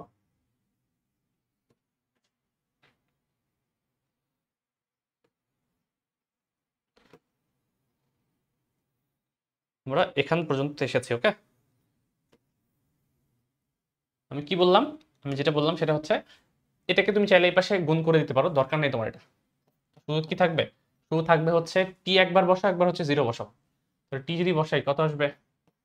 cos 35 minus 5t minus theta, minus দিয়ে জিরো যদি বসাই আমি, তাহলে 35 মাইনাস থিটা আসবে। cos 35 মাইনাস থিটা সমান জিরো। আচ্ছা, এটাকে তুমি চাইলে সমানের উপরে ট্রান্সফার করতে পারো, করে দিই। একটা লাইন স্কিপ করলাম। ওকে, এখন দেখো এই যে সমীকরণটা আসলো, এটাকে আমি যদি সমাধান করতে চাই, আবার হচ্ছে ত্রিকোণমিতিক হচ্ছে আমাদের কনসেপ্ট ইউজ করতে হবে, যে cos থিটা সমান যদি cos আলফা টাইপের কিছু একটা হয়, তাহলে সমাধান করার রুল হচ্ছে থিটা সমান 2n পাই প্লাস মাইনাস আলফা নিতে হয়। মনে আছে? দেখো, আচ্ছা, এন এর ভ্যালু তুমি অনেকগুলো কল্পনা করে থিটার সরি টি এর যে কোনো ভ্যালু বের করতে পারো, বাট কল্পনা করো টি এর যে প্রথম ভ্যালুটা পাবা সেটাতে সে আটকে যাবে না? এরপরে কি টি বের করার দরকার আছে আমার? তাহলে এমন কিছু আমার মেথড বের করতে হবে যে টি এর কোন কোন মানের ক্ষেত্রে এই ভ্যালুটা হচ্ছে তোমার জিরো চলে আসে, সেটা আমাকে বের করতে হবে। অর্থাৎ বেগের মান শূন্য, মানে এই সমীকরণটা সেসব সমাধান দিবে যে টি এর কোন কোন সময়ে বেগের মানটা শূন্য ছিল সেটা। বাট ম্যাথে হচ্ছে এন এর ভ্যালু কিন্তু তুমি যে কোনো কিছু ধরতে পারো, বাট আমাকে প্রথম ভ্যালুটা বের করতে হবে যেই ভ্যালুটাতে সে জিরো হয়ে যাবে, তারপরে সে তো স্থিরই থাকবে। মানে ফিজিক্সের সাথে ম্যাথের সমস্যাটা এই জায়গাতেই, যে ম্যাথ তোমার পসিবল সব ভ্যালু বের করে দিবে, বাট তোমার অ্যাকচুয়াল আনসার কত সেটা তোমাকে ফিজিক্যাল যে প্রবলেমটা দেয়া আছে সেটা থেকে তোমাকে বুঝতে হবে। যেটা আমরা হচ্ছে এই টাইপের একটা প্রবলেমের ক্ষেত্রে দেখলাম, যে থিটার কিন্তু দুইটা অ্যাঙ্গেল বের হচ্ছিল, একটা 90 ডিগ্রি, আরেকটা হচ্ছে বের করা সম্ভব। আমি একটু ফেরত যাই, কি কোনটা বলতে যাচ্ছি তোমরা বুঝতে পারবা। নৌকার একটা ম্যাথ করলাম, তাই না? হুম, এখানে খেয়াল করো, আমি কিন্তু থিটার আরো ভ্যালু বের করতে পারবো। মানে আমি শুধু একটা বের করেছি, প্রথম চতুর্ভাগে বের করেছি। আমি প্রথম চতুর্ভাগে না বের করে আমি কিন্তু দ্বিতীয় চতুর্ভাগে বের করতে পারতাম, পাই মাইনাস এই অ্যাঙ্গেলটা। বাট এটা কি পসিবল হতো? দ্বিতীয় চতুর্ভাগে বের করি, বা তৃতীয় চতুর্ভাগে, বা চতুর্থ চতুর্ভাগে। তৃতীয় তো হবে না, কারণ তৃতীয় তো সাইন নেগেটিভ। মানে যেই যেই চতুর্ভাগে সাইনটা এই পার্টটুকু পজিটিভ, তুমি চাইলে ওই সকল চতুর্ভাগে কিন্তু চাইলে বের করতে পারবা সাইনের ভ্যালু। বাট ফিজিক্যাল যে প্রবলেমটা সেটা দেখে বুঝিয়ে দিচ্ছে যে আলফা এর মানটা 180 ডিগ্রির মধ্যেই হবে, এর থেকে বেশি ভ্যালু আমার দরকার নেই। তুমি এইটাকে চাইলেও কিন্তু যে সাইন থিটা সমান সাইন আলফা টাইপের হচ্ছে কনসিডার করে করতে পারতা, বাট দরকার ছিল না, আমার করার দরকার নেই। কারণ ফিজিক্স বলছে যে একটা ভ্যালুই শুধুমাত্র পসিবল, বা হচ্ছে 0 to 180 ডিগ্রির মধ্যে যতটুকু পসিবল সেটাই আমি আনসার হিসেবে রাখবো, বাকিগুলো আনসার হিসেবে দরকার নেই আমার। হ্যাঁ, ম্যাথ তোমাকে আনসার দিতে পারবে অনেকগুলো, বাট এটার জন্য প্রযোজ্য কোনটা সেটা তোমাকে বুঝে নিতে হবে। সেম ঘটনা হচ্ছে এই প্রবলেমটার ক্ষেত্রে হয়েছে আমাদের। এখানে এন এর ভ্যালু আমি অগণিত ধরতে পারি, অনেকগুলো ধরতে পারি, প্রত্যেকটা জন্য আলাদা আলাদা ভ্যালু আসবে। বাট ফিজিক্সের যে প্রবলেমটা আমাকে দিয়েছে সেখান থেকে আমাকে বুঝতে হবে যে এন এর ভ্যালু আমাকে কত কত ধরলে কাজ করা উচিত। তো প্রথম যে ভ্যালুটা হবে সেটাই আমার কাজ। দেখো, এন এর ভ্যালু এন এর ভ্যালু যদি তুমি জিরো কল্পনা করো, মানে এন এর ভ্যালু তো জিরো থেকে শুরু হয়, তাই না? কসের এই প্রবলেমের ক্ষেত্রে এন এর ভ্যালু জিরো থেকে শুরু করে, জিরো দেন হচ্ছে +1 -1 +2 -2 হিসাব করতে পারো। আমি হচ্ছে এন এর ভ্যালু জিরো থেকে স্টার্ট করব, দেখবো যে কোনো একটা ফ্রুটফুল সলিউশন পাই কিনা আমরা। যদি পাই তাহলে সেটাই আনসার, না পেলে আমরা হচ্ছে -1-এ যাবো বা +1-এ যাবো। সবগুলোর মধ্যে টাইমের ভ্যালু যেটা সবচেয়ে ছোট সেটা আমরা কনসিডার করবো। ওকে, ছোট এবং পজিটিভ। আসলে লাগবে না এতগুলা, যে এন এর ভ্যালু জিরোতে তুমি পেয়ে যাবা। এন এর ভ্যালু তুমি জিরো কল্পনা করো, তাহলে কি কি আসে দেখো তো, কত আসবে? 35 -5t মাইনাস, আচ্ছা থেটা, থেটা তো বের করা হয়নি না, থেটাটা একটু বের করে নিই। থেটা আমরা চাইলে এখান থেকে বের করতে পারবো। তো কস থেটা সমান কি বলা হচ্ছে 1/μ কে হাবি যাবি, তাই না? এখান থেকে বের করে নিই।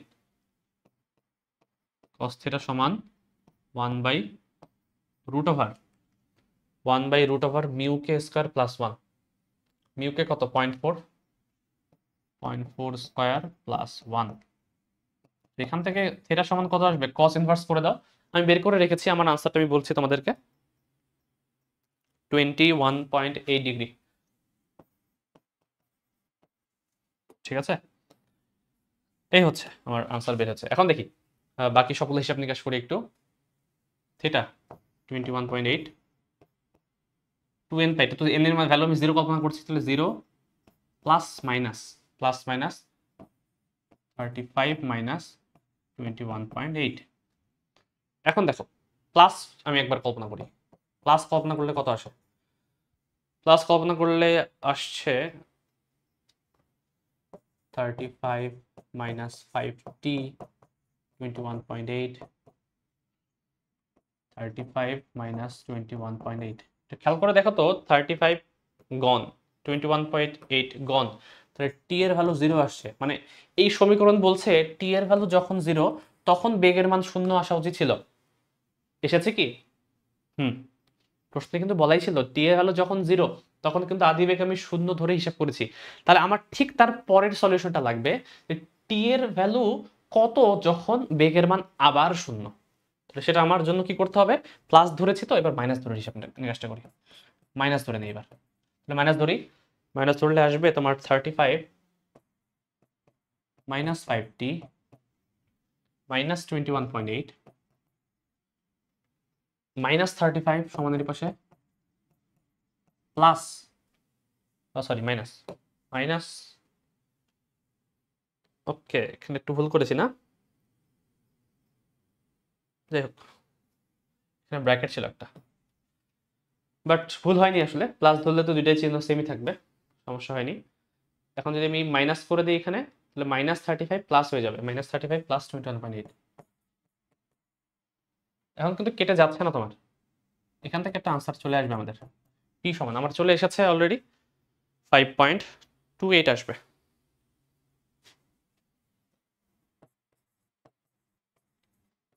এর মানে 5.28 সেকেন্ড পরে তুমি আরেকটা এরকম ঘটনা দেখতে পাবা, যেই সময় বেগের মান 0। এটাই আনসার, এটাই আমাদের আনসার। তো মারাত্মক একটা প্রশ্ন, এই টাইপের প্রশ্ন আসলে বেটার টু স্কিপ, অ্যাটেম্প্ট করারই দরকার নেই। অ্যাটেম্প্ট করবা কখন, লাস্টের দিকে তোমার সময় বেঁচে গেছে, যেটা হওয়ার সম্ভাবনা খুবই নগণ্য, বাট যদি হয় তুমি একটু ট্রাই করতে চাচ্ছ যে না আমি একটু হচ্ছে লিখে দিয়ে আসি যাতে করে পার্শিয়াল মার্ক দিয়ে কিছু পাওয়া যায়, এই জিনিস কখনোই তুমি সমাধান করে আসতে পারবে না। হয়তোবা তুমি কিছু একটা প্রশ্ন পর্যন্ত আগাতে পারবা, তারপর মনে হবে যে না, মানে এতদূর পর আসার পর আসলে আর মনে হবে না, আমি হলে আমি করতাম কি, এতদূর পর্যন্ত আসার পর মনে হবে না যে না এটার পিছনে আবার নষ্ট করব, কারণ এটাকে সমাধান করতে পাগল হয়ে যাব আমি। এমনিতেই পরীক্ষার হলে মাথা খারাপ থাকে, সিম্পল সিম্পল জিনিস ভুল করবা, এই প্রশ্ন আসলে ভুল করার পসিবিলিটি খুবই হাই, খুবই হাই, বুঝছো? এ কারণে লাস্টের দিকে, এটা প্রথম রানে ফার্স্ট তুমি হচ্ছে যখন কোয়েশ্চেনগুলো পড়বা, এটা মাথায় থাকবা যে লাস্টে অ্যাটেম্প করব, সময় পেলে না করলে বাদ দিয়ে দেবো। তো এটা হচ্ছে সেই টাইপের প্রশ্ন যেটা হচ্ছে বাদ দেওয়ার মতো। সমাধান করে দিলাম, মনে হয় ঠিক আছে, একটু চেক করে নিও তোমরা, তোমাদের কোনো হচ্ছে কমেন্ট থাকলে জানাতে পারো যে কোনো জায়গায় ভুল আছে কিনা। 13 লাস্ট কোয়েশ্চেন আজকের, একটি 10 হর্স পাওয়ার 10 হর্স পাওয়ার পাম্পের কর্মদক্ষতা দেওয়া আছে 65% কর্মদক্ষতা, এটার গভীরতা দেয়া আছে, ক্ষেত্রফল দেয়া আছে, অর্ধপূর্ণ কুয়াকে যদি আমি সম্পূর্ণ খালি করতে চাই তাহলে কত সময় লাগবে। এই টাইপের প্রশ্ন তো কয়েকদিন আগে সলভ করলাম তাই না, এর আগের উইকলিটাতেই এই টাইপের প্রশ্ন এসেছিল।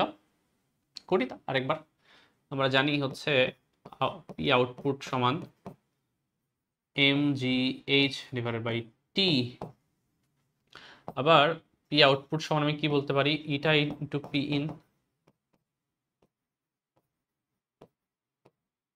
তো এখান থেকে কর্মদক্ষতা যেহেতু বলা আছে, তার মানে এটা অ্যাকচুয়ালি সম্পূর্ণ সে ডেলিভারি করতে পারবে না, সে ডেলিভারি করতে পারবে কতটুকু, এর 65%।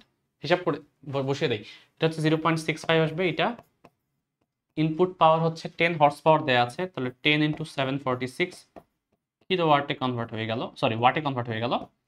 এম, আচ্ছা এম এর ভ্যালু বের করার জন্য রো ইন্টু ভি করলেই হয়ে যাচ্ছে, এখানে পাই আর স্কোয়ার করার দরকার নেই, ডিরেক্ট তোমাকে ক্ষেত্রফল দিয়ে দিয়েছে, তাহলে রো ইন্টু ভি, এম হচ্ছে তোমার রো মানে 1000 ইন্টু হচ্ছে আয়তন, আয়তন কতটুকু, যতটুকু পানি ততটুকুর আয়তন, আয়তন মানে কি আবার এরিয়া ইন্টু উচ্চতা, তাহলে এরিয়া হচ্ছে তোমার 100, আর উচ্চতা কত? টোটাল উচ্চতা দেওয়া আছে তোমার 25 মিটার, বাট অর্ধপূর্ণ কুয়া বলেছে, তাহলে 25-এর অর্ধেক নিতে হবে তোমাকে, 25-এর অর্ধেক। এটাই হচ্ছে তোমার, এতটুকু হচ্ছে তোমার পানির ভরটা বের হলো m. Okay, rho into v, area into উচ্চতা, যতটুকু পানি ততটুকু আমি উচ্চতা দিলাম, কিন্তু হচ্ছে জি মানে 9.8। আচ্ছা, এইচ মানে ছিল ভার কেন্দ্রের সরণ, কি বলেছিলাম অর্ধপূর্ণের ক্ষেত্রে টপ লেয়ারের উচ্চতা কত আর নিচের লেয়ারের উচ্চতা কত, দুইটাকে 2 দ্বারা ভাগ করা। তাহলে এটা যদি হচ্ছে আমার কুয়া হয়, এবং এটা যদি হচ্ছে অর্ধপূর্ণ অবস্থায় থাকে, তাহলে টপ যে লেয়ারটা সেটা কত উচ্চতা অতিক্রম করবে? 25-এর অর্ধেক মানে 12.5, এবং লাস্টের লেয়ারটা টোটাল 25, তাই তো? এই দুটাকে অর্ধেক করলেই, ভাগ করলেই আমি আসলে এইচ এর ভ্যালু পেয়ে যাবো। তাহলে 12.5 প্লাস 25 ডিভাইড বাই 2, এটাই হচ্ছে তোমার ভার কেন্দ্রের সরণ ডিভাইড বাই টি। টি তো বের করবো আমি। সব হয়ে গেছে, শুধুমাত্র ভ্যালু বের করার পালা। আমি বের করে বলে দিই কত আসছে আমার। আমার আনসারটা এসেছে 47,368। চেক করে নিও, ক্যালকুলেশনে ভুল থাকতে পারে।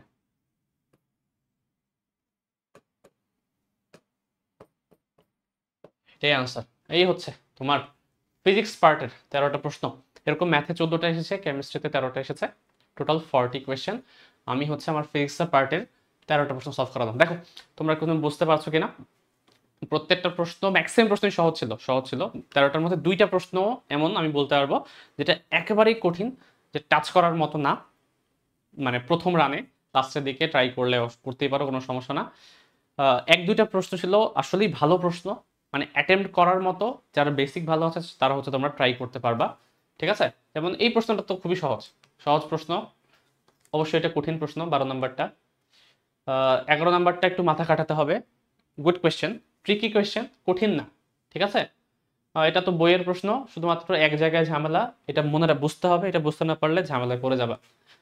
দেন হচ্ছে তোমার 9 নাম্বার হুবহু বইয়ের প্রশ্ন। 8 নম্বর, এখানে হচ্ছে অনেকে এল প্লাস এক্স লিখতে ভুল করবা, অনেকে ডিরেক্ট শুধুমাত্র এক্স লিখে দিবা অথবা এল লিখে দিবা, কোন একটা জায়গায় ঝামেলা করবা। ট্রিকি কোয়েশ্চেন, সুন্দর কোয়েশ্চেন, সহজ কোয়েশ্চেন এবং করার মতো প্রশ্ন, ঠিক আছে? 7 নম্বর খুবই সহজ প্রশ্ন, রম্বসের বেসিক যে আইডিয়াটা সেটা থাকলেই হয়ে যাবে। 6 নম্বর প্রশ্ন, এটা হচ্ছে বইয়ের প্রশ্ন, করতে পারবা সবাই। 5 নম্বর প্রশ্নটা হচ্ছে সবাই করতে পারবা, বইয়ের প্রশ্ন। 4 নম্বর, এটা হচ্ছে মাথা খাটিয়ে একটু সমাধানটা করতে হবে, ঠিক আছে? এতটুকু সবাই করতে পারবা। এখান থেকে কিভাবে আসবা, কেউ ক্যালকুলেটর দিয়ে করতে পারো, অথবা তোমাকে এই মেথডকে ফলো করতে হবে, ঠিক আছে? 3 নম্বর প্রশ্নটা সহজ প্রশ্নই বলতে পারবো, যদি কারো হচ্ছে পয়েন্ট মাসের জন্য জড়তা ধর্মক জানা না থাকে তাহলে ঝামেলায় পড়বা। 2 নম্বর প্রশ্নটা সুন্দর প্রশ্ন, সহজ, কিন্তু মানে ম্যাক্সিমামই হচ্ছে করতে পারা উচিত। 1 নম্বর প্রশ্নটা আবার আমি বলবো একটু কঠিন, কেউ ভাবে করলে পার্শিয়াল মার্ক দিবে আশা করছি। আর বাট রিয়েল মেথড হচ্ছে তোমাকে এই ফরম্যাটে করতে হবে, অথবা তুমি হচ্ছে এফ এর যে সূত্রটা সেই সূত্র থেকে এসেও তুমি করতে পারো, বাট ওটা একটু ক্যালকুলেশনটা বেশি টাফ এটার থেকে, এটা সহজ একটু, এই কারণে এইভাবে করলাম। এই হচ্ছে তোমাদের টোটাল 13টা প্রশ্ন। বাট উইকলি এক্সামে যেই প্রশ্নগুলো আমরা দেখলাম এখন পর্যন্ত, উইকলি এক্সামের কোয়েশ্চেনগুলো কিন্তু খুবই সহজ ছিল, আমি বলবো বেশি সহজ ছিল, বাট এটা একটা খুবই স্ট্যান্ডার্ড একটা কোয়েশ্চেন। এখানে কঠিন প্রশ্ন ছিল, মিডিয়াম লেভেলের প্রশ্ন ছিল, পারার মতো প্রশ্ন ছিল, বইয়ের প্রশ্ন ছিল, সবগুলো কিছু ব্লেন্ড করে একটা কোয়েশ্চেন তৈরি করা হয়েছে। তোমাদের রিয়েল এক্সামে এই টাইপের প্রশ্নই হচ্ছে এক্সপেক্ট তোমরা করতে পারো, হয়তো বা এর থেকে একটু সহজও হতে পারে, বাট প্রিপারেশন এই লেভেলেরই নিয়ে যাও যাতে করে পরীক্ষার হলে কোনো সমস্যা না হয়। তো আজকের ভিডিও এখানেই, আগামী ভিডিওতে আমরা হচ্ছে অন্য কোনো জিনিস নিয়ে কথা বলবো। তো সেই পর্যন্ত সবাই ভালো থাকো, আসসালামু আলাইকুম।